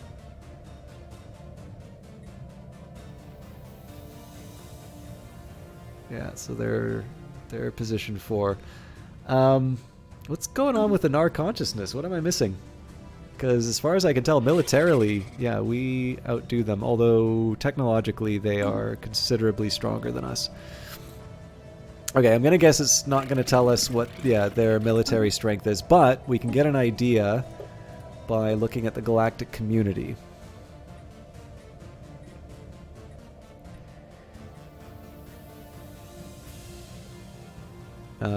Okay, so, you know, 1218, we subtract, so what, they've got 712, 1008, so about 200 in terms of fleet power compared to our 690.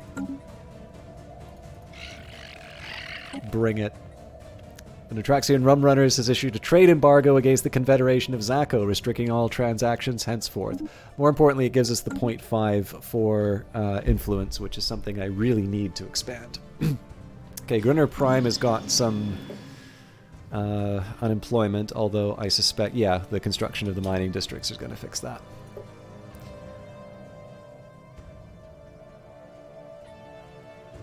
In fact, specialists-wise,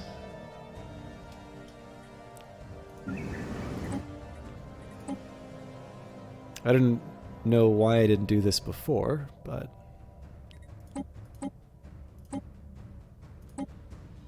okay, so we got a couple unemployed there.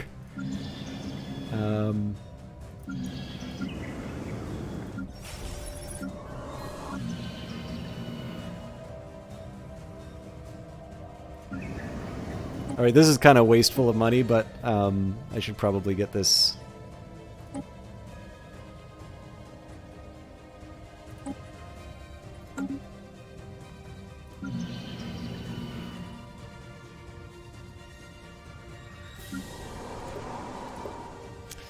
Again, if I can, Natraxans on these worlds sooner rather than later.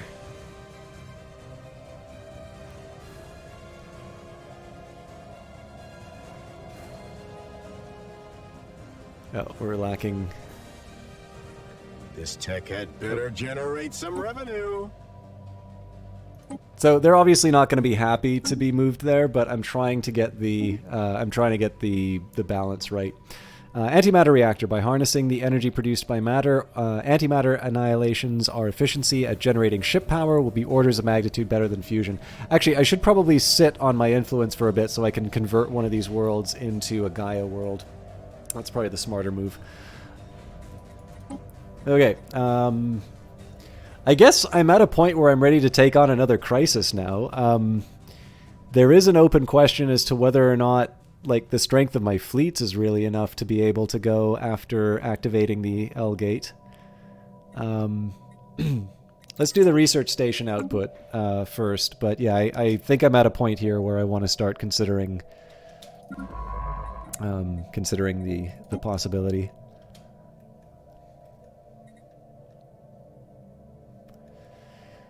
The other thing here is I'm really hoping that at some point we're going to be able to overtake them in terms of like, what I'm really looking for here is this inferior. Oh, okay, they're already inferior. So the next obvious step here is we wait for the peace treaty and then we do the subsidiary offer. I believe in that case we can declare war to turn them into a subsidiary.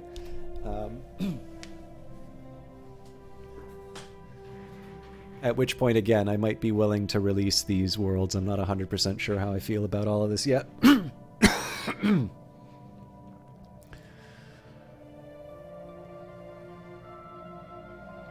Actually, overall, we're doing pretty well. I'm assuming this is because of our strong navy.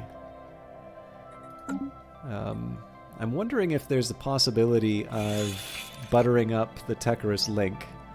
Yes, they don't want a non-aggression pact. What are the relationships with the Nar consciousness like, I wonder? So we already have the research agreement. We're on friendly terms.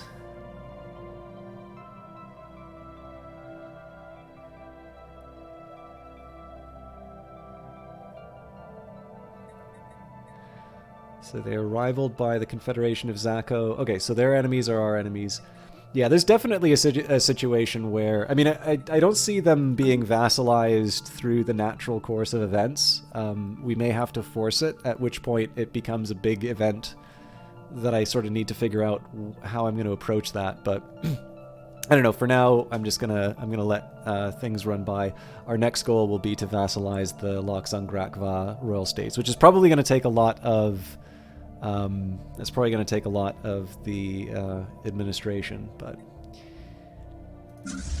we'll manage. So, the Void Skulkers I'm going to move to the capital world. I think the first thing I think the first order of business is... We built something. I actually want to...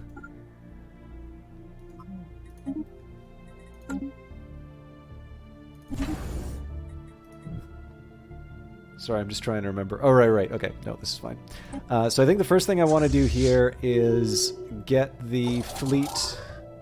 I want to get the fleet, like, to a point where I'm happy with it. Yeah,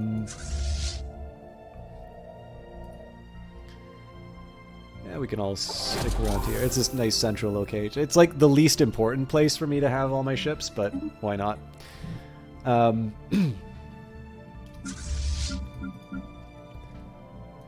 I am going to build the remaining ships for my third fleet, although we've got space for quite a bit more. A short list of targets has been drawn up. Those operatives who are no longer tasked with surveillance will provide cover for the others. Okay. And then I should have taken the science ship that was in the area and gotten it to explore the wormhole. So where's the closest science ship that's on autopilot?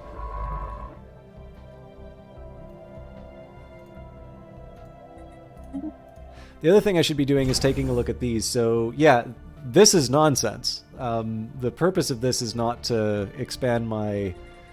the point of this thing is not to expand my fleet power. It's to defend me against whatever's coming through that wormhole. So...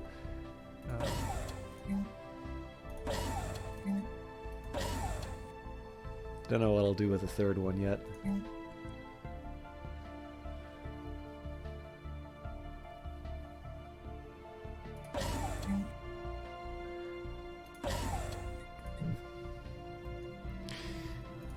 Thrish, again, they've got a star base. I'm not necessarily complaining about that. All right, man, they really love their bases. I'm not necessarily mad about this one, but at the very least, we can put a deep space black site up.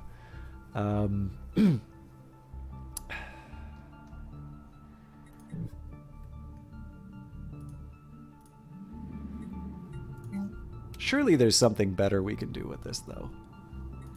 Okay, so first thing, I'll probably convert the one in Thrish to claim this trade. I've got something else for my construction ships to do now.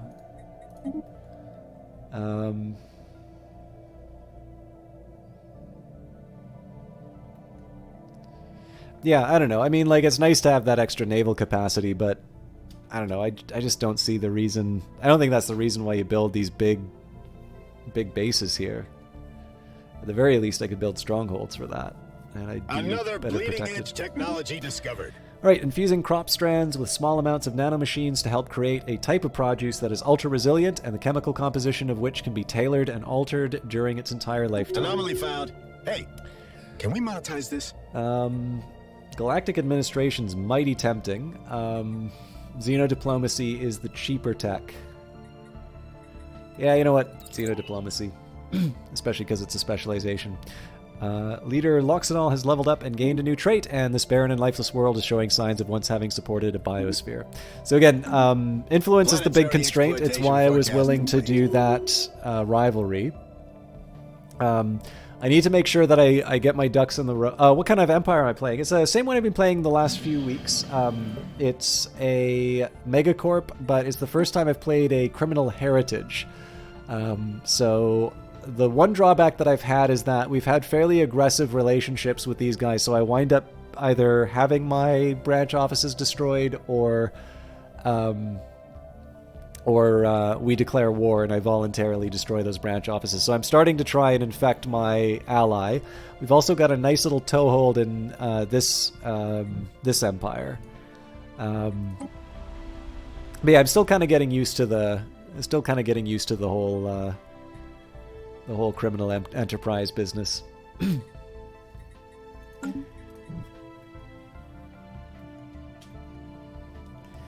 My sort of near-term plans: one, activate the ability to turn one of these other planets into a Gaia world.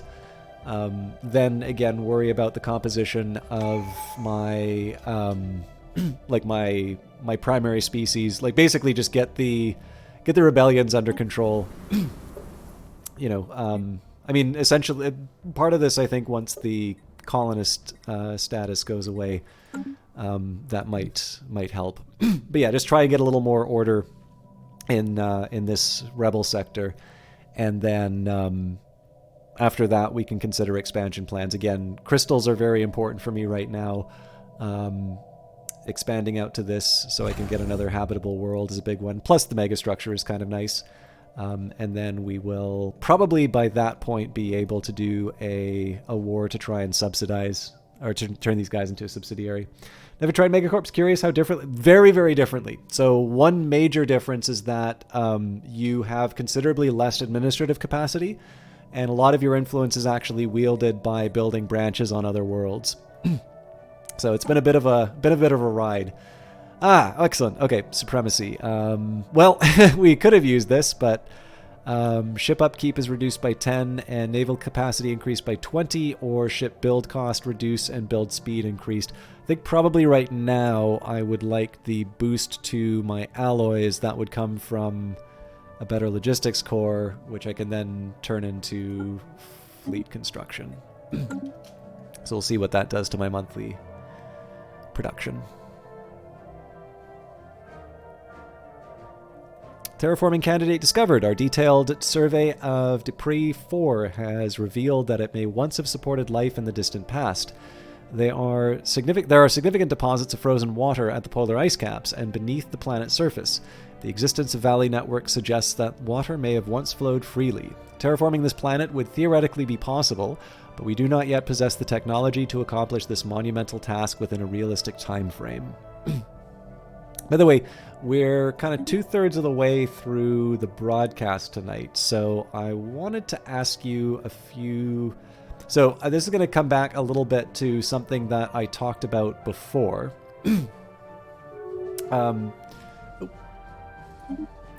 Senate is in session for cooperative research channels. Again, I'm not rock star as far as tech. I actually think this will double down. No, interesting. I don't believe we have the Security Council yet.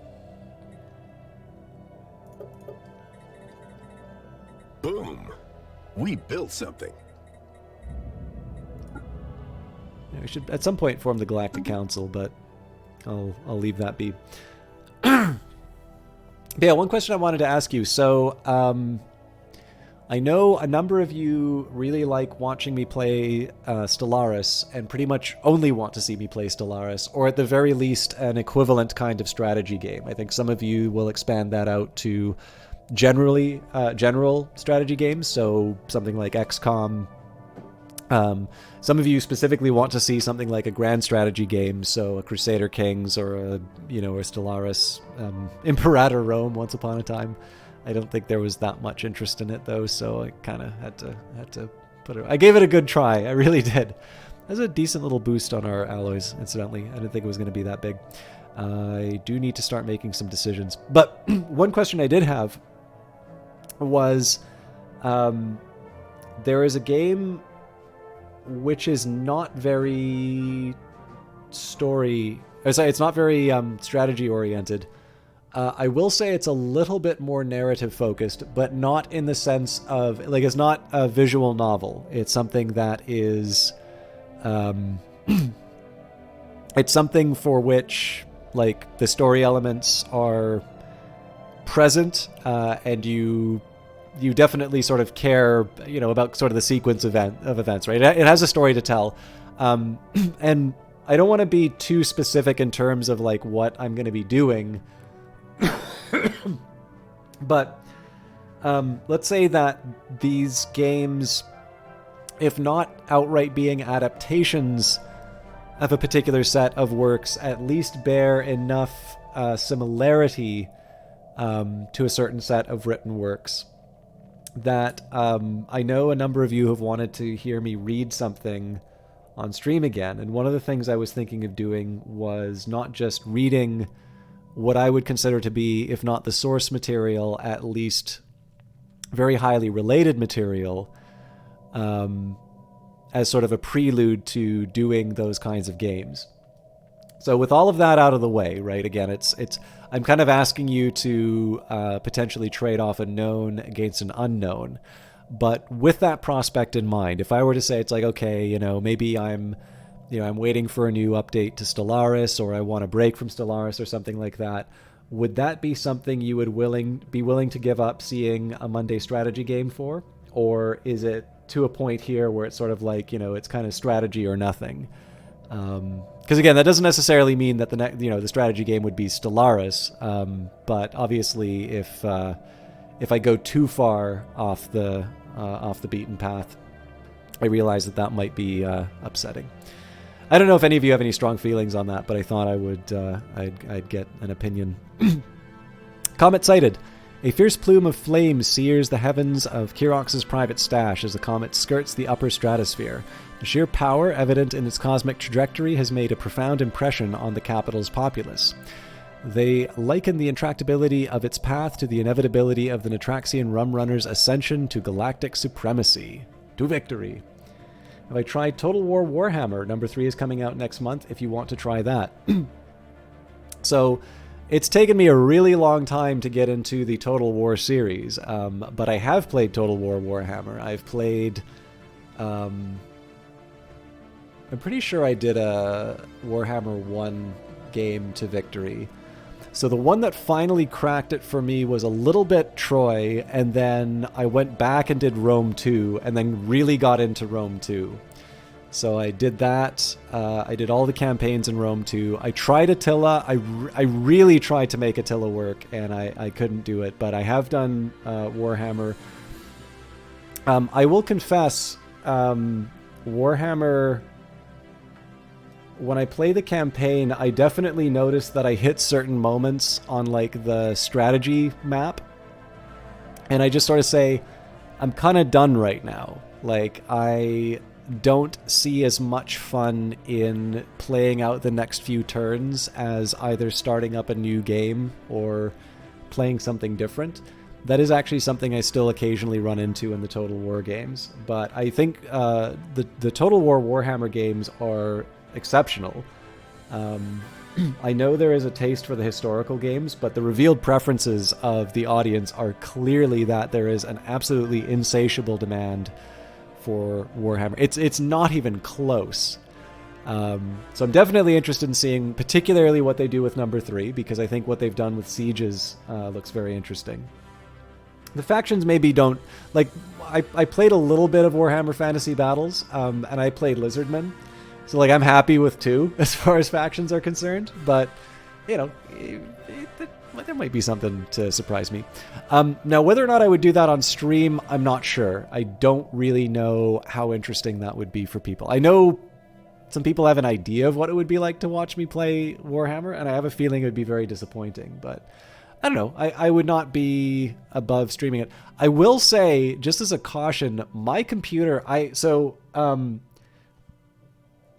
quite a few years back when I was in grad school, the donations in that to the stream actually allowed me to buy a gaming computer. And except for the fact that my video card died, so I needed to buy a replacement, I'm still basically using the same computer that I bought. And the thing is, I've been streaming for a few years now. So the other thing that I need to acknowledge as a possibility is that Warhammer 3 might actually be the kind of game that I struggle to stream at like an acceptable quality level to be able to broadcast. I know Troy was fine, so I don't foresee that being a problem, but I don't know what the tech specs are for Warhammer 3, and I know like the flagship ones, they do definitely push the envelope in terms of and the bottleneck, to my understanding, from my computer is the processor. Like I'm still on an Intel i7 6700K, so that's getting kind of old now, right? That's under the recommended settings for Darkest Dungeon 2, which is not exactly a demanding game. But yeah, with that in mind, if that's something you'd be interested in seeing, I'm taking it then that you're not very interested in that reading / more narrative focused game thing I was talking about. But yeah, if Warhammer's interesting, I'd definitely consider giving it a try. Sorry, I should have let the game run by while I was saying that.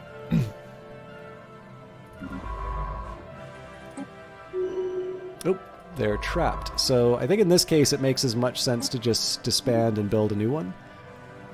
Oh. A new colony. Hello again. You will be pleased to learn that our species has quadrupled in number since we've arrived. Many of us were swept up in a festive mood when we made planetfall, and things got a bit frisky, to say the least. After the positive experience we had colonizing Baldorak, a few brave pioneers have asked me to petition you for passage to another gas giant. We've already located a promising candidate within your space that would be suitable for colonization. What do you say, friends? Well, as long as it's just another gas giant. Log updated. Marvelous. We are forwarding you the coordinates. Our colonists are eager to get underway. All right. Let me just take a second to get my priorities in order.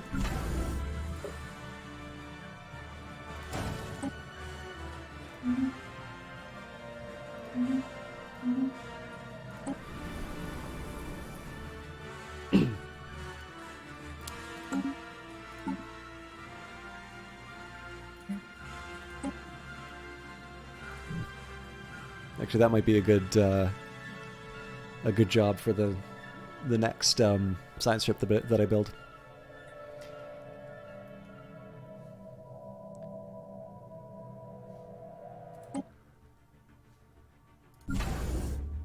So I'll wait to build the cruiser first.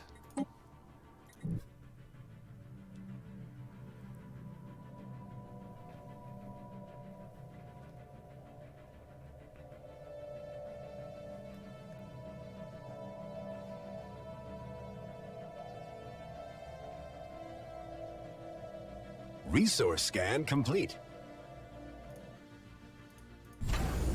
You know what? I think I'm going to decommission Siluria. Planet primed for production.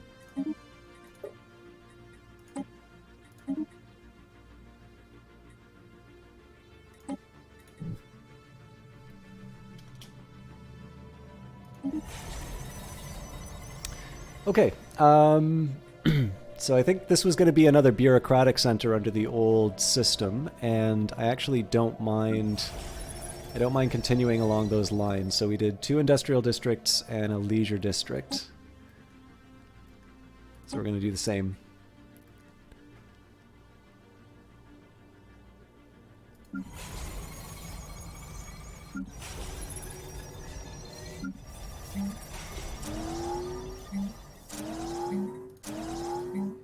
This tech had better generate some revenue. So I think the way I did it was I had gene clinics and then I replaced that with a fortress once we're at max capacity. Oh wow, we're really short on minerals now. Okay, advanced probes that can thoroughly analyze subjects on a subatomic level, generating a wealth of valuable research data. I think I'm going to hold off on the L-gate for a little while, just because it seems to me like we've got a few irons in the fire. So simultaneous collapse storage will boost our encryption. And then we also got Star Fortress. These mighty space forts will provide a focal point for all military activity in the star system, and their presence is sure to deter all but the most stubborn attackers. Oh yeah. So I'm not exactly bored with Stellaris. I do feel like I could stand to... I'm trying to think of the right way to put this. Like, I had a bit of a break from the game, and what I've been doing is I've been playing it on stream, which has its benefits but also some drawbacks. And I would actually say, to a certain extent, I'm feeling a little bit less confident overall in the game than I used to.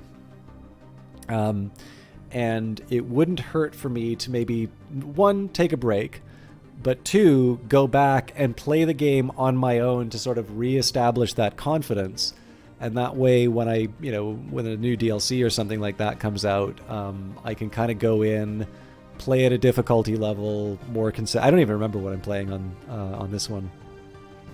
Play it at a difficulty level that was a little more consistent with how I used to play it, and just stop some of the embarrassing stuff, like having people float right by my bases because I forgot to build FTL inhibitors and things like that.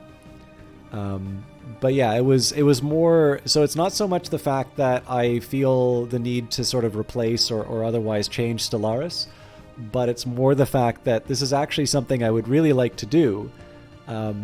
But the thing is that when it comes to broadcasting, you want at least some indication that it's going to be that something that other people enjoy. Like, there's the old Henry Ford quote, right? That if I asked the customer what they wanted, they would have said me a faster horse than 8 less, or at least attributed to Henry Ford. I don't know if he ever actually said that.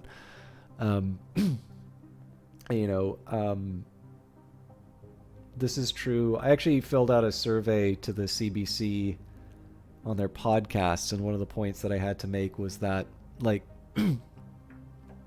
they're really running the risk of playing to the crowd a little bit too much on some of their current affairs programs.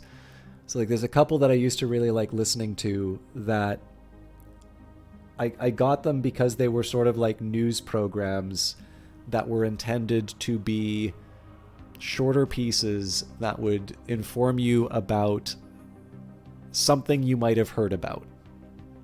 And it started off pretty okay. I like to think I'm reasonably well informed, so it wasn't necessarily like I was discovering stuff that I hadn't heard of before. But if you go around thinking you know everything, then you're not. Those times that you don't know, you're just not going to be prepared for them.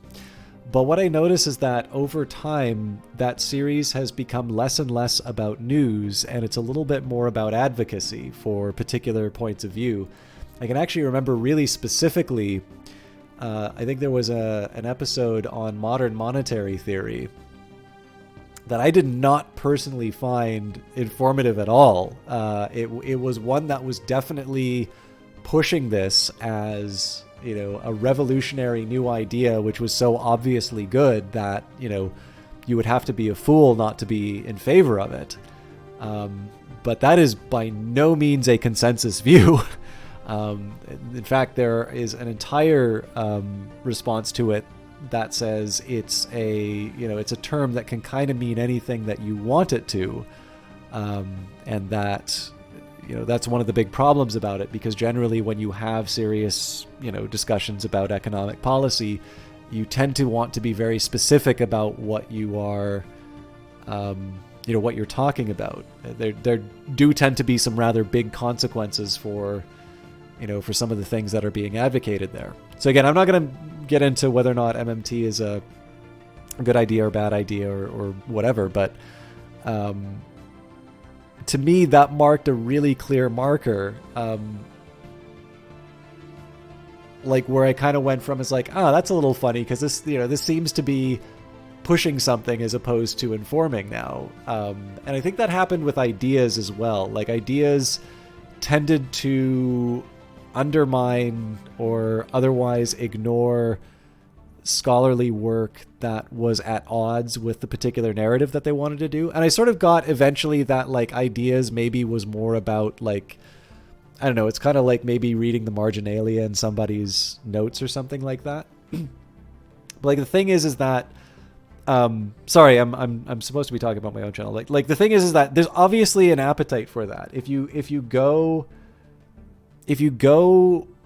anywhere online, you know, Twitter, Twitch, YouTube, there's so many people who are more than happy to tell you what you already believe and why you're the smartest person in the world for believing the stuff that you already believe.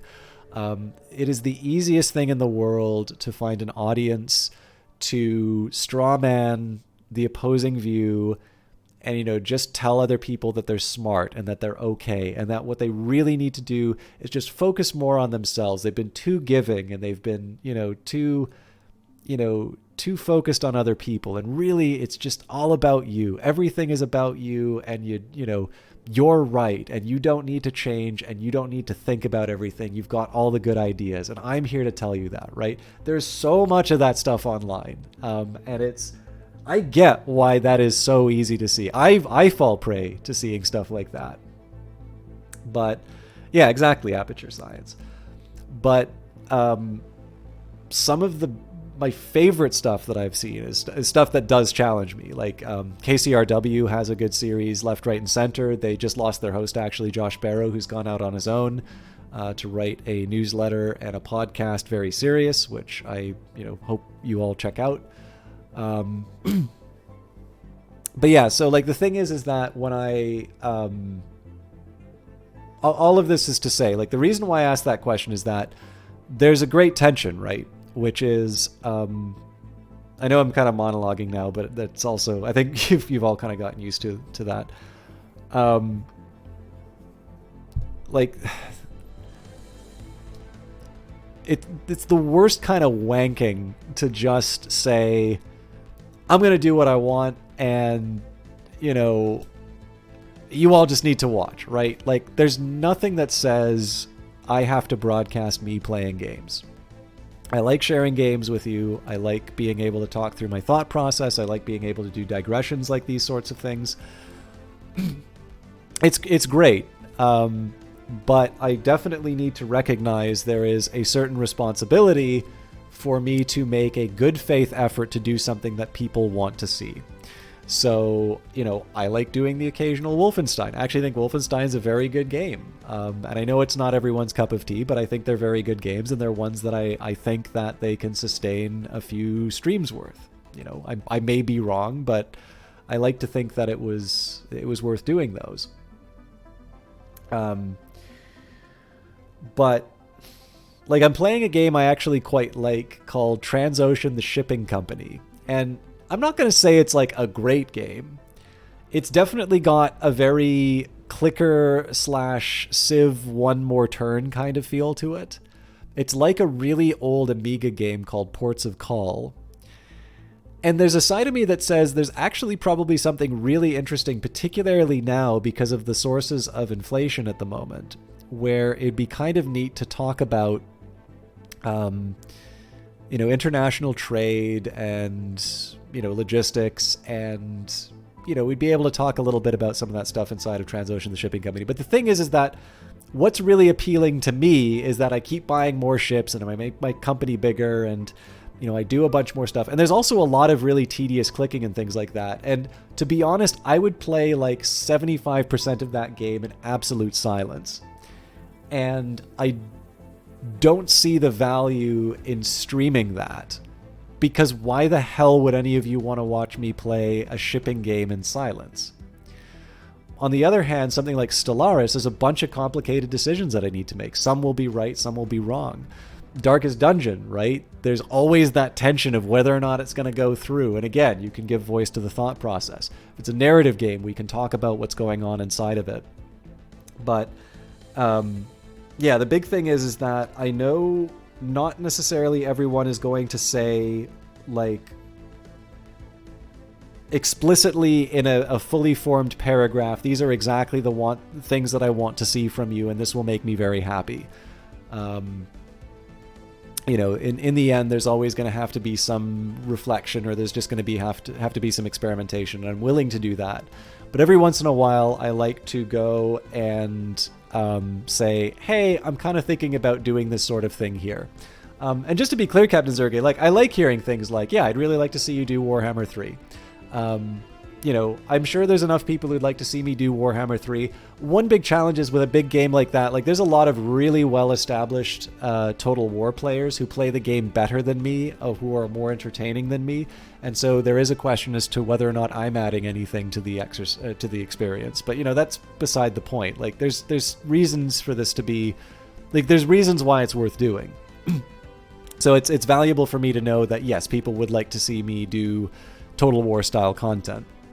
But yeah, the reason for asking this sort of stuff is maybe just kind of to take soundings to find out whether or not I'm completely losing it. Because, like, the thing is like, you know, I could do something like, I love you, Colonel Sanders. And I think some people would really like to see that. And other people are like, this is not what I signed up for, right? Like, there's definitely, every time the Oblivion stuff comes online, there's always a couple of people who unfollow the channel. Like, I've very often considered stopping the Oblivion or the Elder Scrolls in general vodcast, because without fail, it is a loss. Like, I would say that there's probably, if not the high double digits, possibly 3 digits of unfollows directly as a result of those broadcasts. And that's fine. I mean, that's going to happen, right?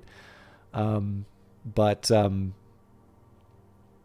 with all of that in mind, right, like, I try and take a few soundings as to whether or not, particularly if I'm going to be moving away from something that people get accustomed to seeing me do, I try to take the time to see whether or not there's enough interest in it. I'm pretty sure, personally, I'm actually pretty sure that people will like what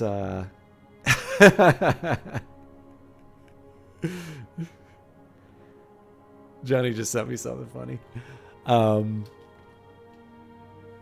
But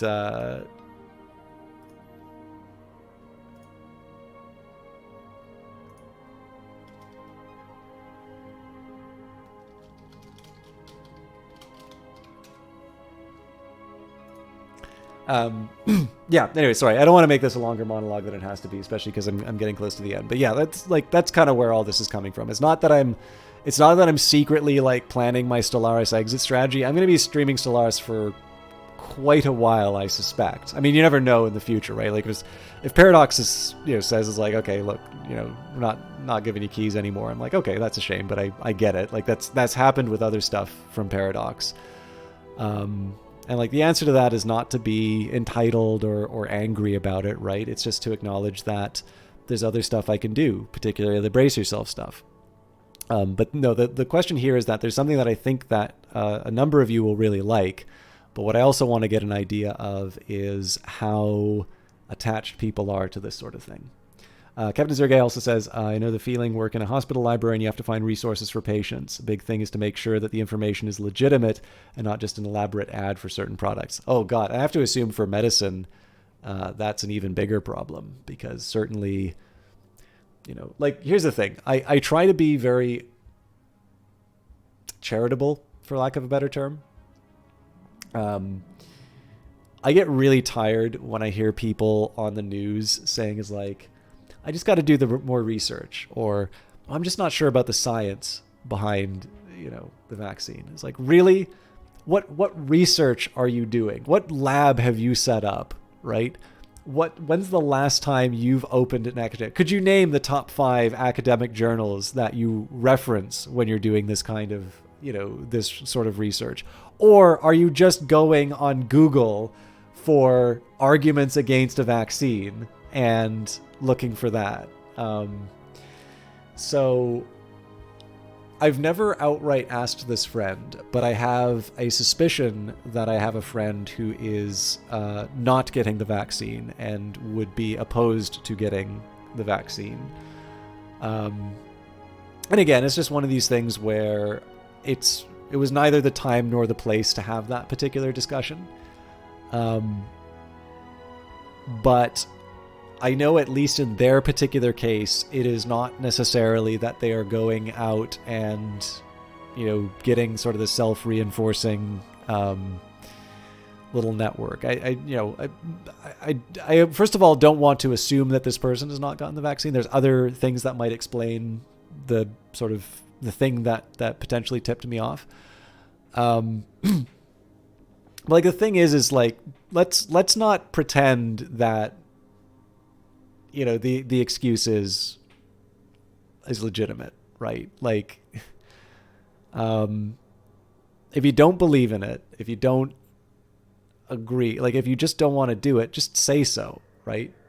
I cannot stand the people who like to pretend that they've got some, you know, intellectual hang up, and that if only they'd just been given enough evidence, they would have done it. Like, just say what you mean. Anyway, sorry, that was a longer rant than I needed to be. These mighty spaceports will provide a focal point for all military activity in a star system. Their presence is sure to deter all but the most stubborn attackers. All right, Betharian power plant is always really tempting. It's not like I need more energy, but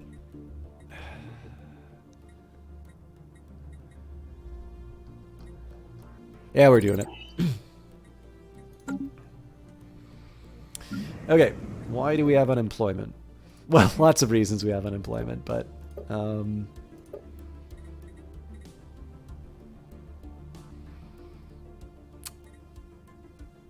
okay, well, this one, I think... Oh, wait, we don't have the minerals, right.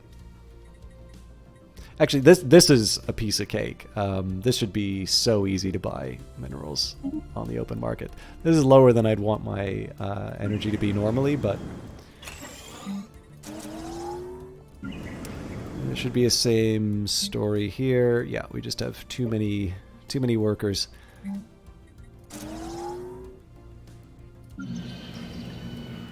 And yeah, we're building up the city districts already, so I'm just going to leave that be.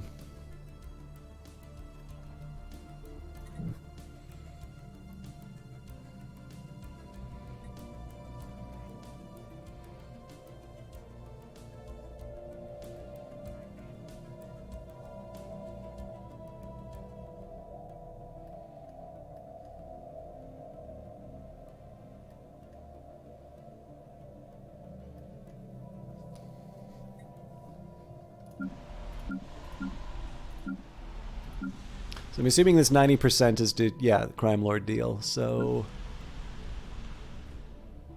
I'm assuming this will probably follow, and Stillhaven is trying to find its feet. I guess it's got a couple of enforcers, but...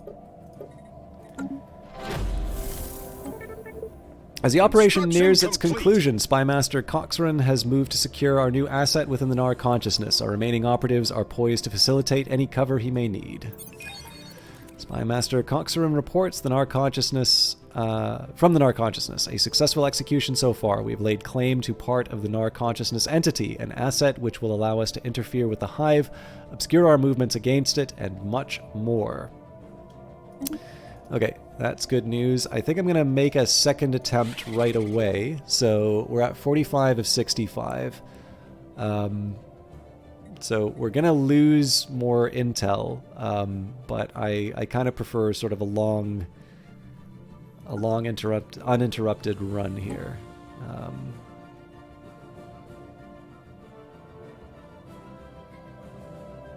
So unfortunately, acquire asset isn't useful for the asset here.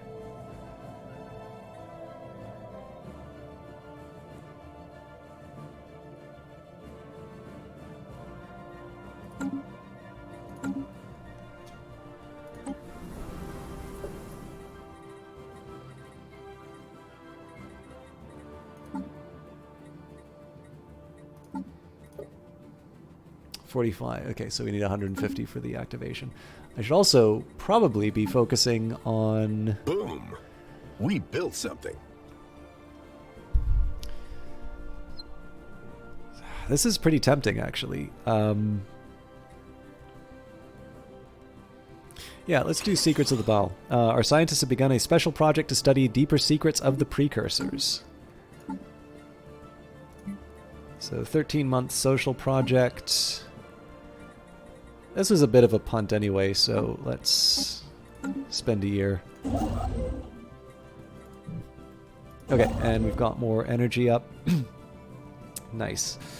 So again, the temptation to spend influence is strong. I'm really trying to resist that urge. Evading hostiles. Nope.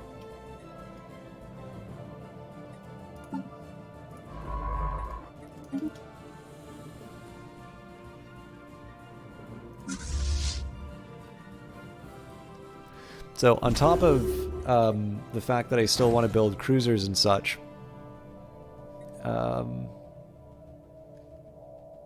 did we ever assign anyone to check out that?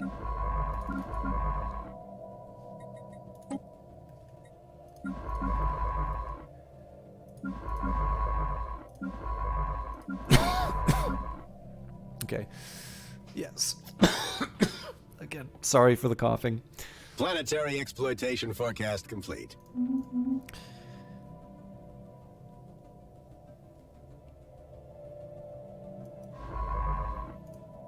Actually, you know what? I know it's a little crummy for me to send it off course, but we're going to finish the Deathnet colony, then we can just explore the wormhole here.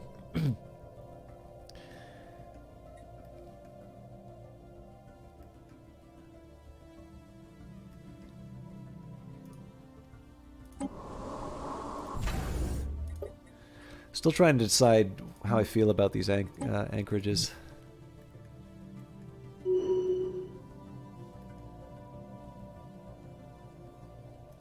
So when it comes to Thrish, I can definitely see some value in expanding out to these two trade nodes.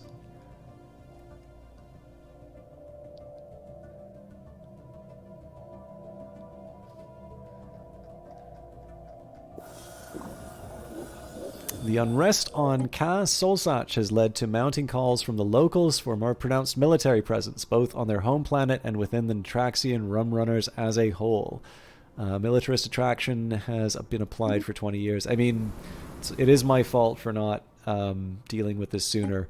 You know what? It kind of pains me to do this.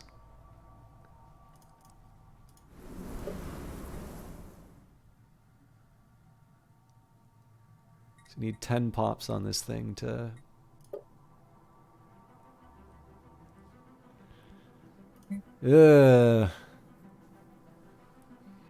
Like, if we don't have Natraxians on here, this is only going to get worse.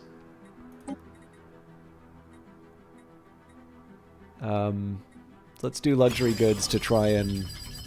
Let's try and get a little more... Yeah, that's not going to help.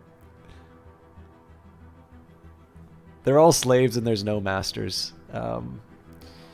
So I think, honestly, the best option for me here is to...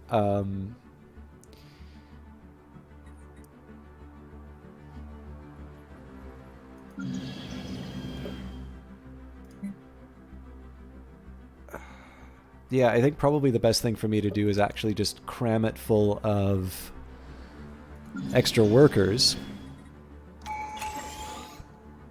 And then... Alright, actually, Durotex might be my salvation here. Nope, it's an Atraxi. Oh no, well we can we could actually get rid of one of these soldiers. Okay,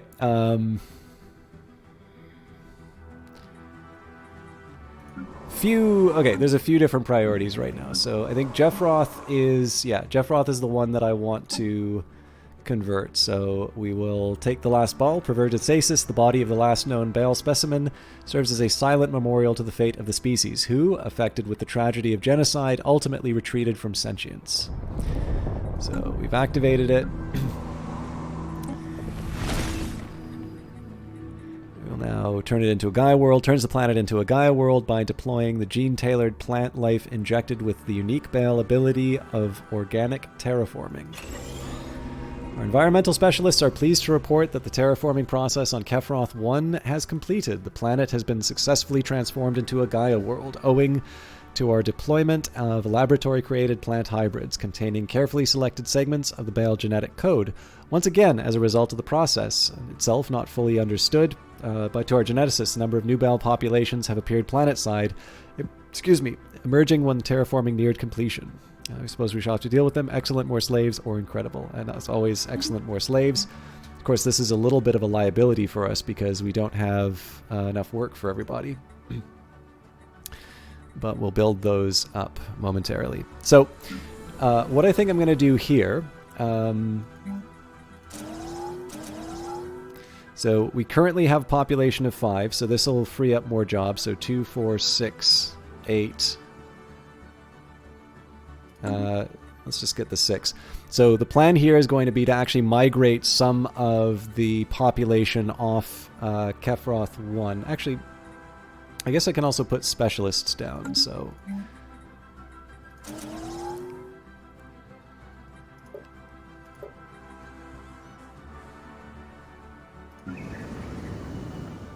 Yeah, so the plan is going to be, yes, we're going to cram it full of slaves, but we're going to do it so that I can upgrade the planetary administration, and then we can start putting some of our Natraxians. So I probably don't have the points for it now.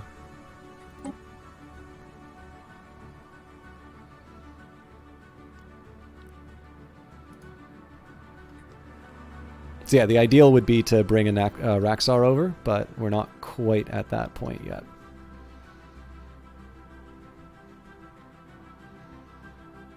We'll give it a couple turns.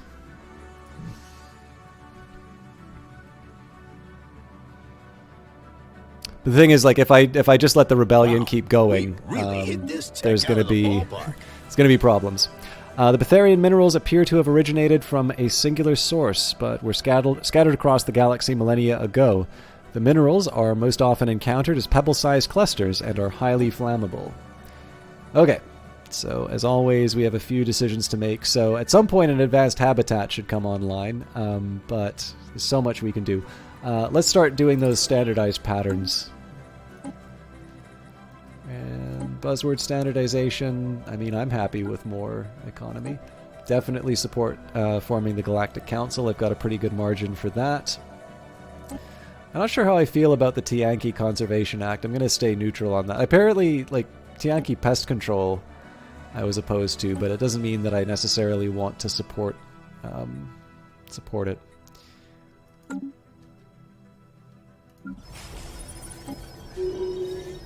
Prospect analyzed.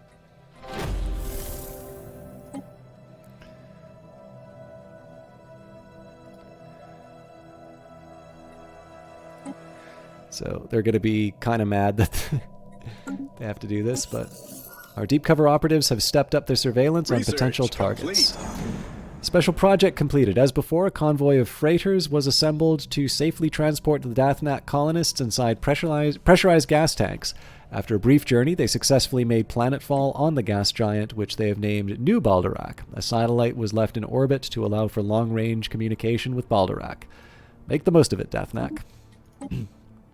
Alright, so that science ship should move on to... Oh, right, yeah. That's fine. Yeah, so they're on their way to explore, and we've got another thing for my construction ship to take care of.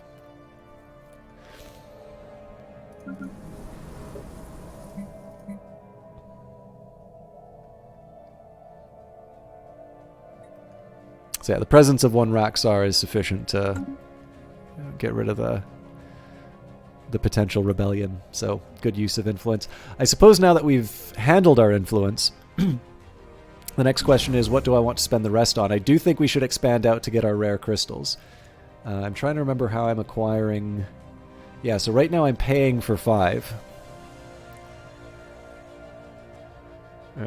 So even then, I'm not going to cover my needs. I'm probably going to have to start building some refineries before too long. But it's probably my best use. So, you know, it's tempting to take my influence and expand out in the Enlightened Kingdom but I think at this point here I need to start securing some resources that I've neglected. So I'll move a ship in place. We're 66 out of 68, so I'm actually probably going to breach my administrative cap pretty quickly. But I did. Research complete. We did it. I'm also at a spot where I do have a new bureaucratic center on its way. So, Seekers of the Baal. By carefully tracking the changes that the Baal underwent during their loss of sentience, we have gained much knowledge on how to reverse that process. We've also gained new insights into the spread of plant life and improved our terraforming processes. 200 experience, epigenetic triggers, Seekers of the Baal. Modifier added, giving the following effects: terraforming cost 15%. But of course, imagine the profit margins on this tech. Excuse me, why would I? I already have the ability to make Gaia worlds. Further advances in unstable entanglement have given us new ways to prevent unauthorized intrusions into our databases. So, as always, we have the option of unlocking the L gate. We're getting closer to that, but I don't think we're quite there yet. Let's get a plasma accelerator. Actually, this is in line with our current expertise, so let's bring up the base. Also, let's just take a second here. So they still hate me, obviously. So I have a ceasefire for... Oh. I thought there's more time that had passed. So until 2297. So basically we have another 8 years before... that's not entirely true. It's more like 7 years at this point. But yeah, we've got seven years to wait before the big fight starts. And I mean, we are going to be trying to do this with 3 fleets. So I certainly have my work cut out for me as far as that conflict is concerned. Advanced DNA methylation techniques allow for functionally significant alterations to be made to arbitrary genomes. Oh, and we got that for free. Yeah, that's fine. I'll still stick with that.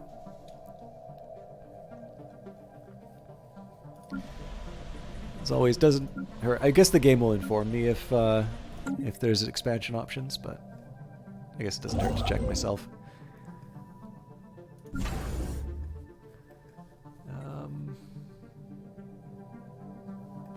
I do want to build up my fleets before I build up my star bases.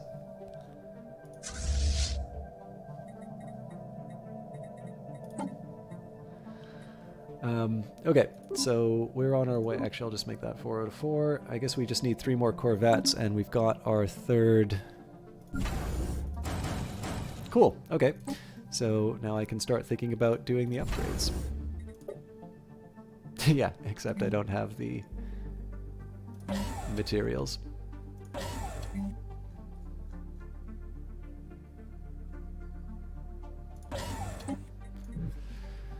Okay.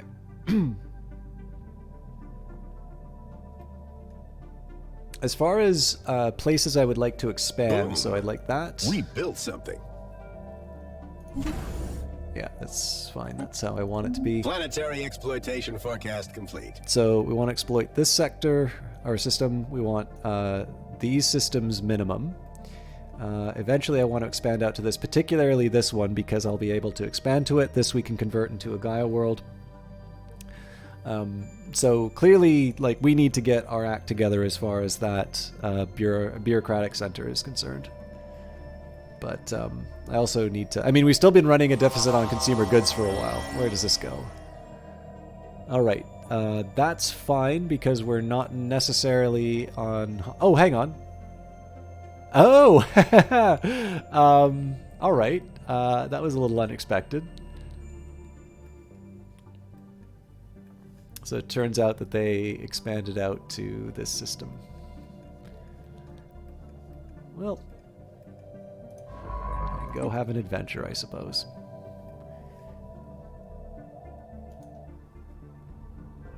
I was wondering what they were thinking about with the Stellarite Devourer.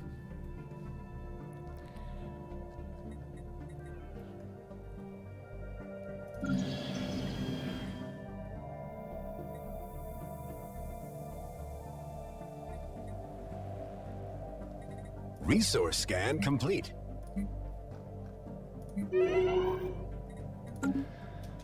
Boss Truxeg has died at the age of 83. So elections are in progress. Select a candidate to support or spend influence to keep our current ruler for another term.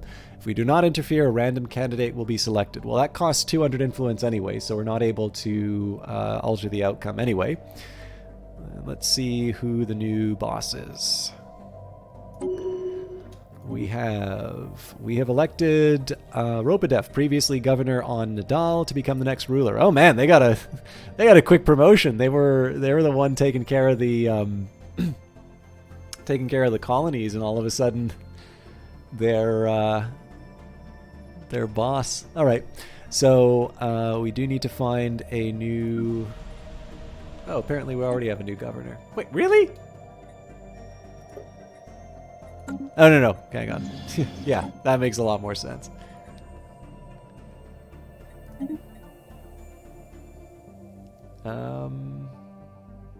We have a lot of slaves in this sector, so even though...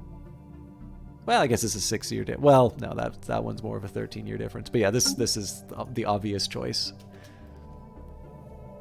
Incoming transmission. You call that a fair deal? You spit in the face of Numa. Pah! Oh, but we have new customers. Our sincerest apologies for that display. Some of us do not have the courage to accept good fortune when it... some do not have the courage to accept good fortune when it falls into their lap. Show us your wares. Honored Raxarai, we have a very special offer for you. Numa has seen great potential in your people and would like to welcome some of your kind into her ranks. In return, these priceless crystals could be yours. As always, you will need time to consider. If you need time to consider, we can notify you before we depart your territory, giving you one more chance to accept the goddess's generous offer.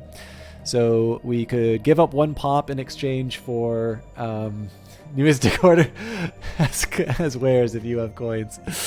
Yeah, so we could give up 1 pop for 200 rare crystals. I'm not opposed to this deal, but we do currently have 288 and are generating a surplus.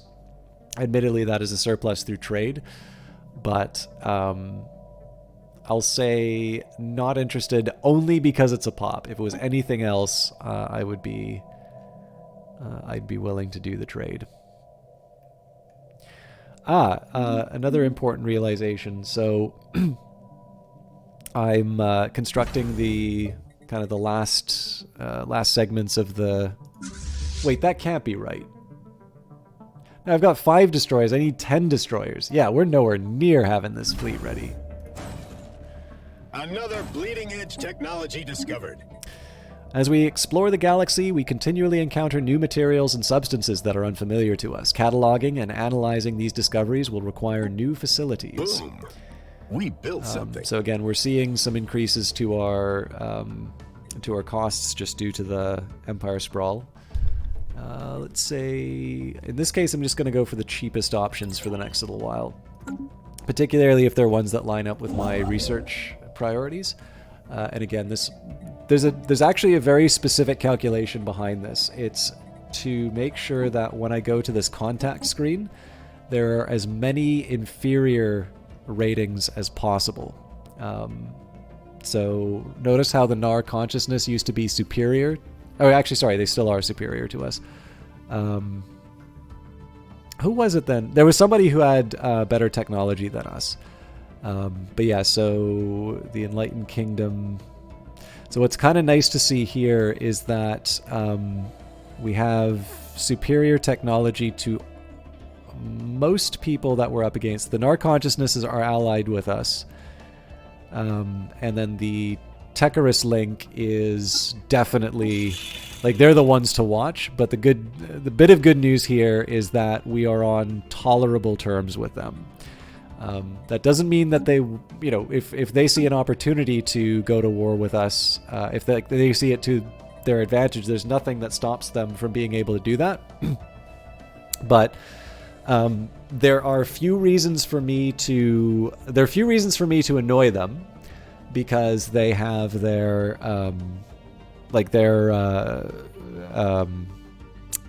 machine intelligence. I can't make subsidiaries on there. And we're also in different parts of the galaxy. So our little sliver has grown. But, I mean, the real plan, again, is to turn these guys into a vassal. which is kind of hilarious given how hard, like, huge they are. But again, we Wow, we really hit this tech out of the outfight them. ballpark. All right, advancing our understanding of interactions with and manipulations of the Xeno is a necessary step in forming more permanent interstellar alliances.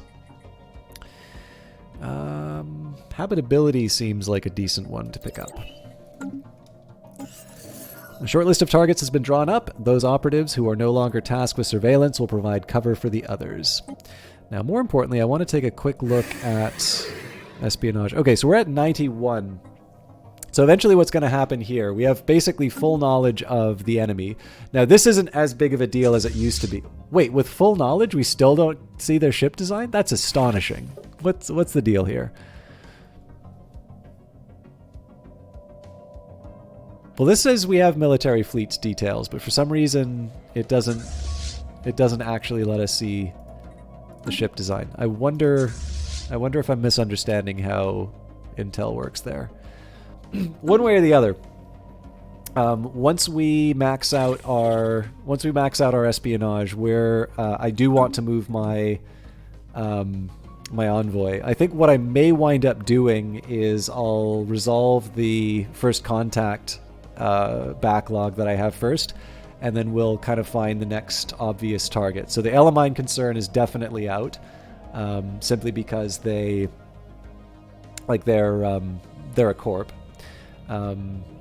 Federation of Zaco, because they hate me, is kind of tempting. Although, again, gaining intel on the Enlightened Kingdom would allow me expansion in an area where I'm already established.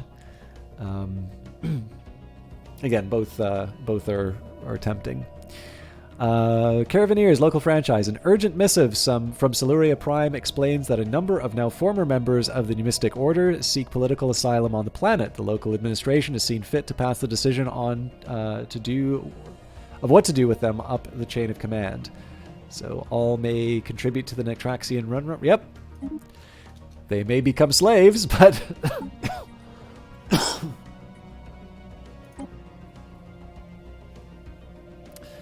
So they're natural engineers, so this definitely, they're allowed to be indentured servitude. The other thing I should consider would be, I should double check all these. So chattel slavery have increased resource production but cannot be employed in ruler or specialist jobs. Again, anybody who's got natural engineers, that's a waste of their talents.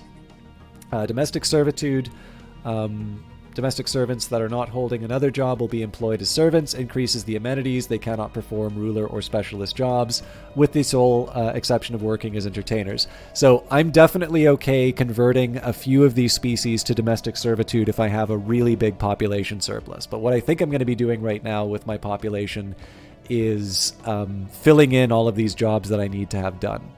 Battle thralls have no bonuses to resource production, but they make excellent soldiers for local armies. They cannot perform ruler or specialist jobs, with the sole exception of working as soldiers.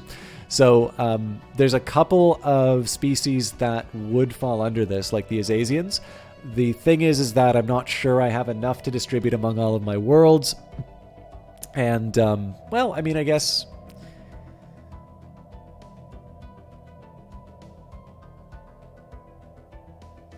I know there's like a reduction in terms of the upkeep it takes for these things.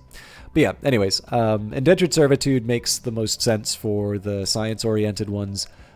They can be employed as workers or specialists, but retain more political power than other slaves. They cannot work entertainers or soldier jobs. Slavery-based production bonuses only apply when employed as workers, which is, again, fine, because the idea is that these people will be working as... they'll be working as... like in the best form, they'll be working in scientist jobs, although the AI doesn't actually doesn't immediately assign them to those jobs, which is a little annoying. I am going to take a quick second here just to make sure that I don't have... Yeah, so they're indentured servants. This is full citizenship. That's fine. Yep. Yep, so everything is the way it should be here. And we don't have unemployment. We have opportunities to build a lot of stuff, but I don't mind holding off for a little while.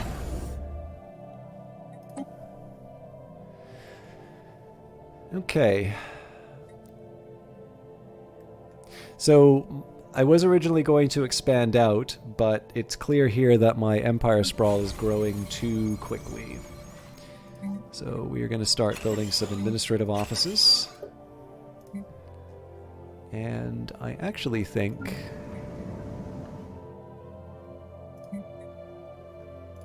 Oh, hang on. So...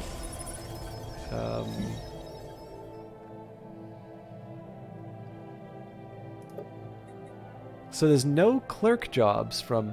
Oh, no, because it's a habitation district. Right. The birth of space piracy. As interstellar trade between our systems continues to grow, a large group of faithless criminals from Kirox's private stash have illegally converted a number of civilian starships into weapons of war. These heretics have started calling themselves the Crimson Commando and are responsible for several attacks against our vulnerable trade routes in the Sidar. Well, that was bound to happen at some point, but how dare those criminals interrupt our crimes? This is kind of killing a fly with an anvil. I mean, I could take the war form, but it must be brought back into the fold. Starbase under attack.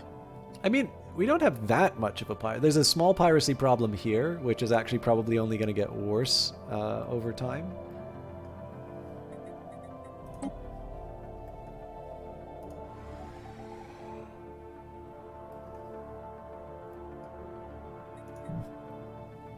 I don't know, though, like, I feel like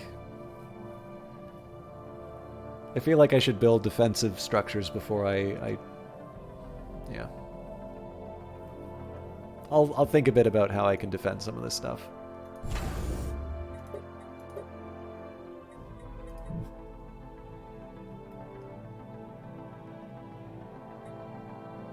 Actually, moving Julau up to a Starhold was a good start. Atomic countdown for the past 42 years and 3 days. By the way, this is an ominous image. 42 years and 3 days, researchers on Kirox's private stash have eagerly anticipated the countdown of the mysterious atomic clock of prodigious precision found on Vega B. Now, several decades worth of heated speculation and conjecture have evaporated in an instant, along with most of Vega B3A.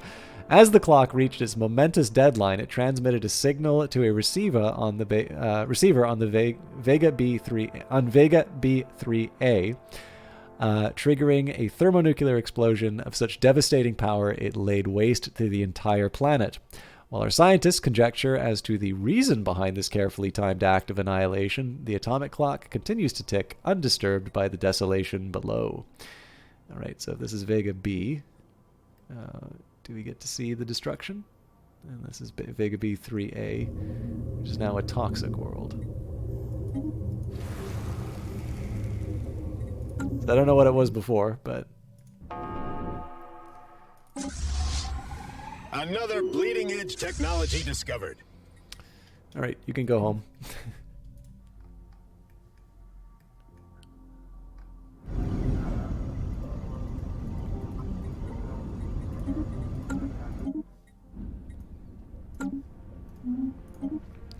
Establishing new standards for the modeling and construction of destroyers greatly improves the efficiency of the production pipeline. Now, obviously, I would have changed things. I did a tradition that would have given me a discount on building ships. I thought I was a lot closer to having a full fleet than I was. That's totally on me, but... I think I'm going to do synthetic crystal plants. These do wind up taking up a slot, which I don't necessarily think I can afford. But then again, the question is, can I afford not to have strategic resources that will allow me to do things like boost my empire or my administrative capacity?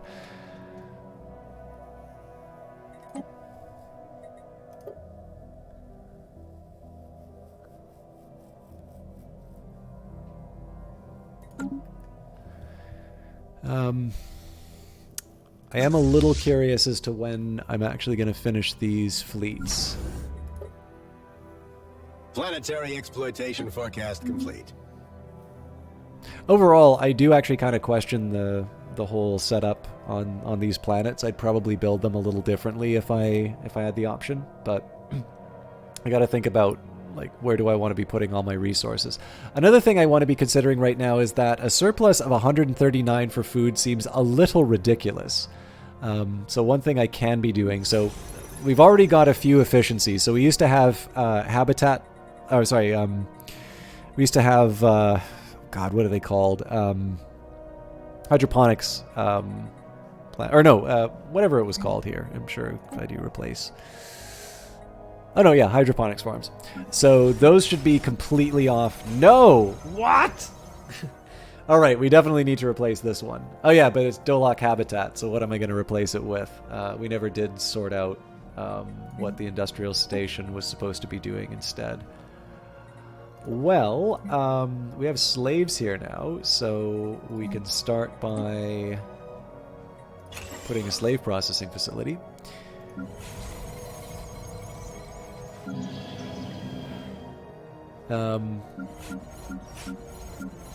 Yeah, particularly on these, the space is pretty precious, so...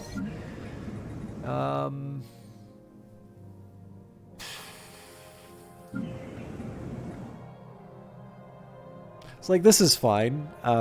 This is a fairly abundant resource. I guess one thing I would be a little cautious on, I've got 1, 2, 3, 4, 5, 6. So, yeah, so I'm kind of locked in. Well, actually, okay, no, I got something I can do then.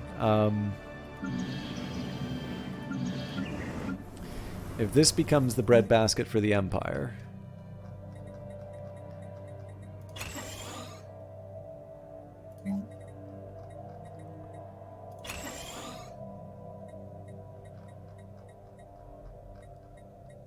should probably put slave processing. Oh, we can't because we don't have the administration yet.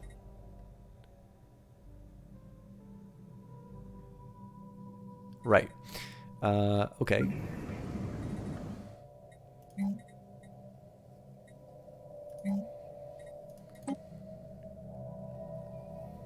So it almost seems like industrial districts make more sense for this, but then I need to figure out what's happening with the technicians and farmers. Okay, so I think I know what I'm going to do. Currently I'm generating 55 food. So what I can do is this tech world will fully embrace its status as a tech world. We will convert these agriculture districts. I mean, one thing I could do would be to convert 2 of them into city districts and then 1 into an industrial district. And what will happen there is I'm going to need to convert... Actually, a few of them will already count as... high-skilled workers. But essentially what we do is for the base level workers that don't make a lot of sense to keep around anymore, we can move them to something like Nudal or Kaslosh, which actually makes the most sense. And again, part of this is just going to be a question in terms of how quickly we can turn this into a Gaia world. But essentially we focus our food production on this planet, free up the food on this world, and maybe this one, but maybe it's not quite as important. But yeah, like basically being able to rebalance some of those priorities. Also, I'm just going to take a quick second here and double check. So mercantile still seems to make the most sense for a diplomatic stance. I don't want to change my war philosophy. Indiscriminate bombing works for me. Unrestricted native interference. Of course, the natives that we had are already slaves. That's what the Loxongrakva Royal States did for us. I'm indifferent one way or the other, but in this case, I have the option of changing, which is fine. Resettlement is absolutely permitted. Land appropriation, I definitely want. So this policy controls whether or not newly acquired planets should have some of their land appropriated from non-citizen species. That's completely fine. I want to have my species colonize the worlds because they're void-born. It's actually really hard to make that happen. Proactive first protocol contact, I'm fine with that, along with initial border status because of my diplomatic stance. So this comes up every once in a while. People look at my consumer goods and say, just change your economy. And the answer is no, because I need alloys to make war. It's just a matter of I need more branches to get my... I generally dislike making consumer goods. I feel like consumer goods represent wasted resources. So the more I can ship that off world and the more I can have that done by other people, the happier I am. Trade policy, wealth creation.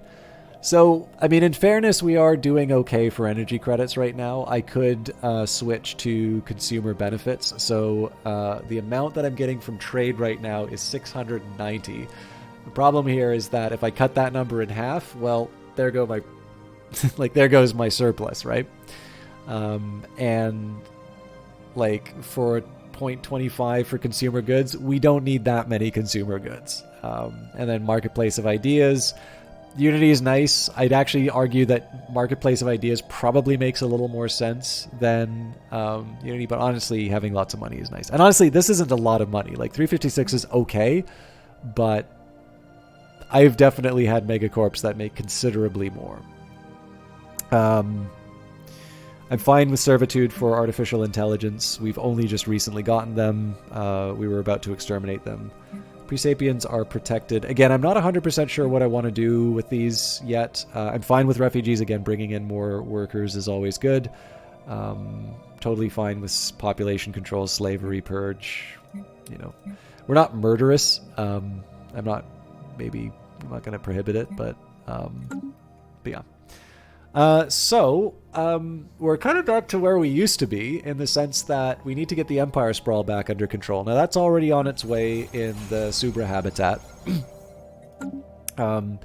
Medium term, we need to prepare for a war against the Lox Ungarak, and this is going to be to vassalize them. So one of the most important parts about that particular war is going to be the ability to move quickly.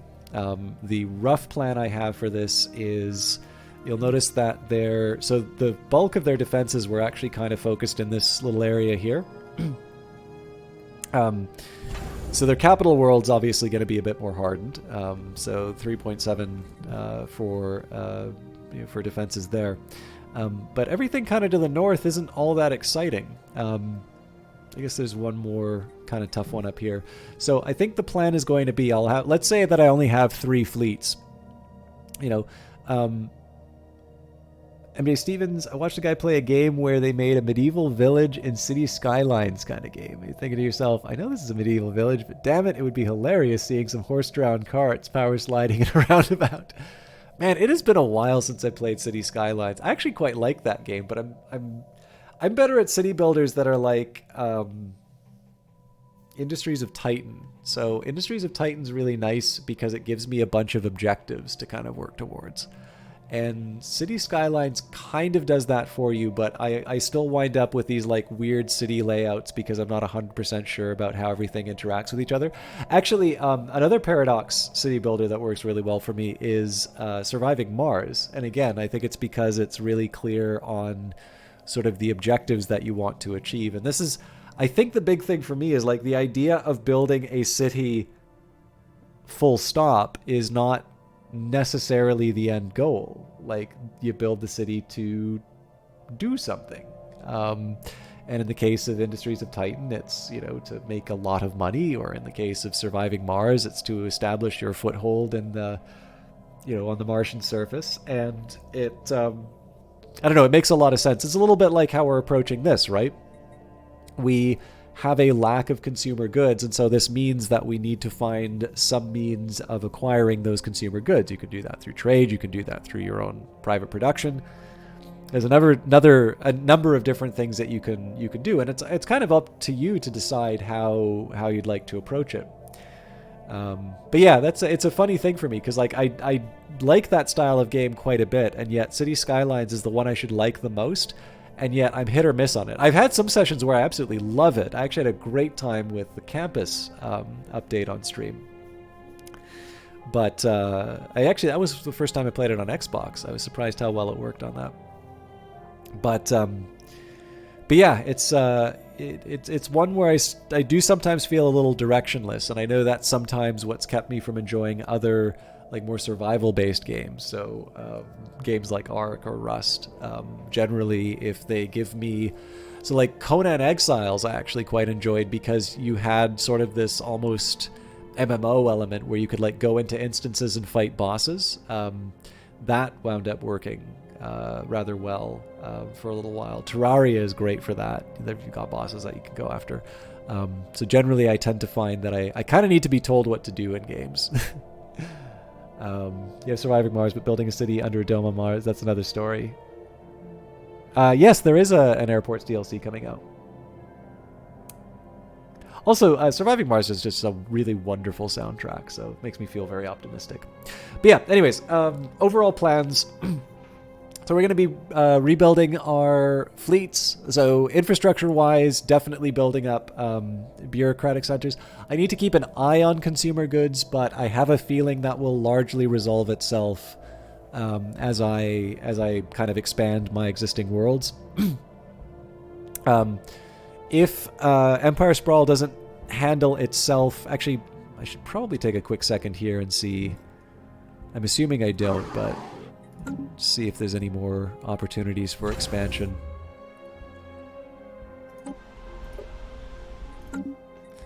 So we have Stillhaven, definitely have the capital world. No, there's 2 Stillhavens.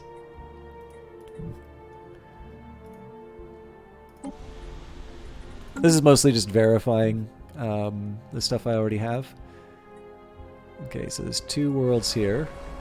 Neither... Well, this one's worth a little something, so maybe we'll expand to Drifting Isle.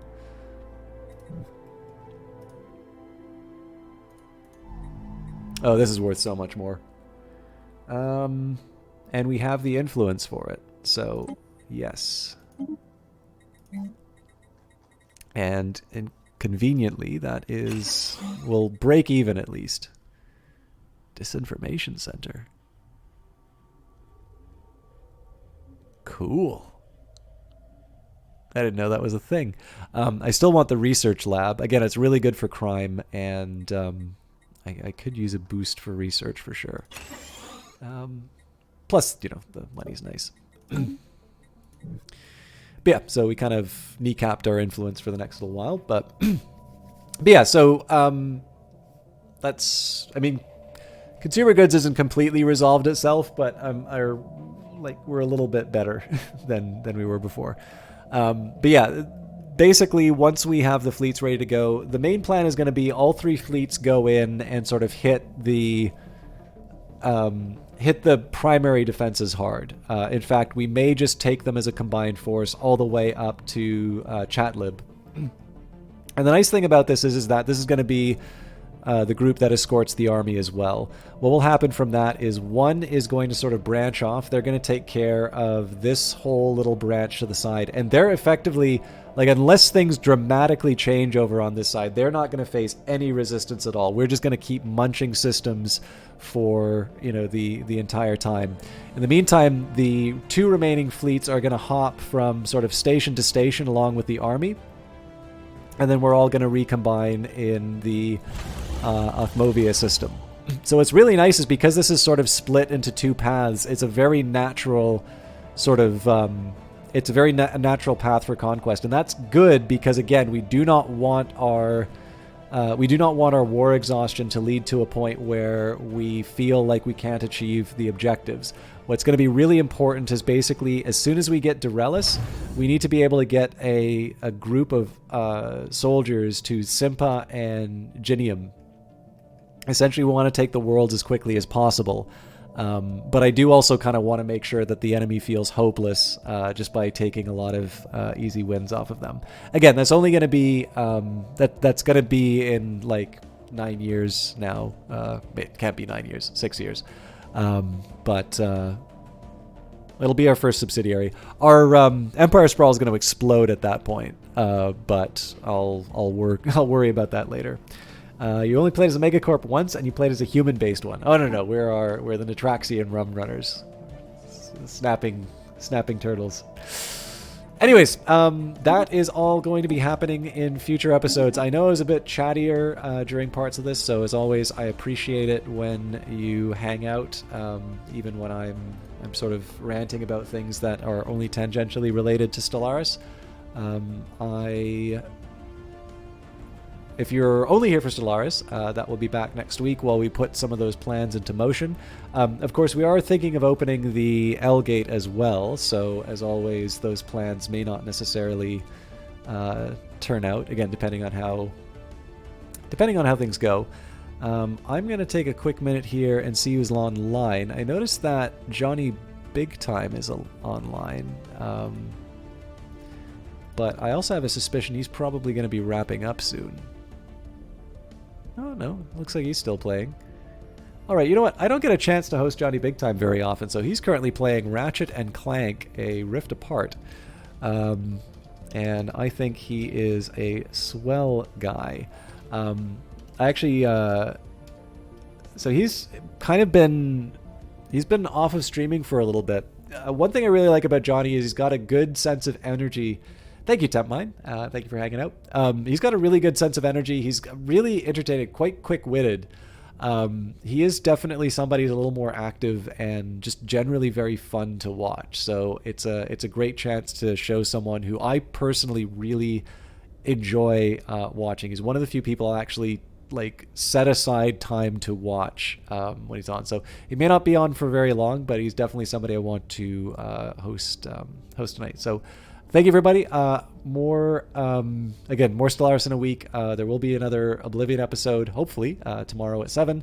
For those of you who like the live stuff, I will be doing Phantom Brigade an hour early, so it'll be 6 to 8 on Wednesday because of the Dirty Rectangles local game dev meetup. Probably more Darkest Dungeon on Friday. And that's it. Anyways, have a good one. Enjoy Johnny's channel, and I'll see you all in the next one.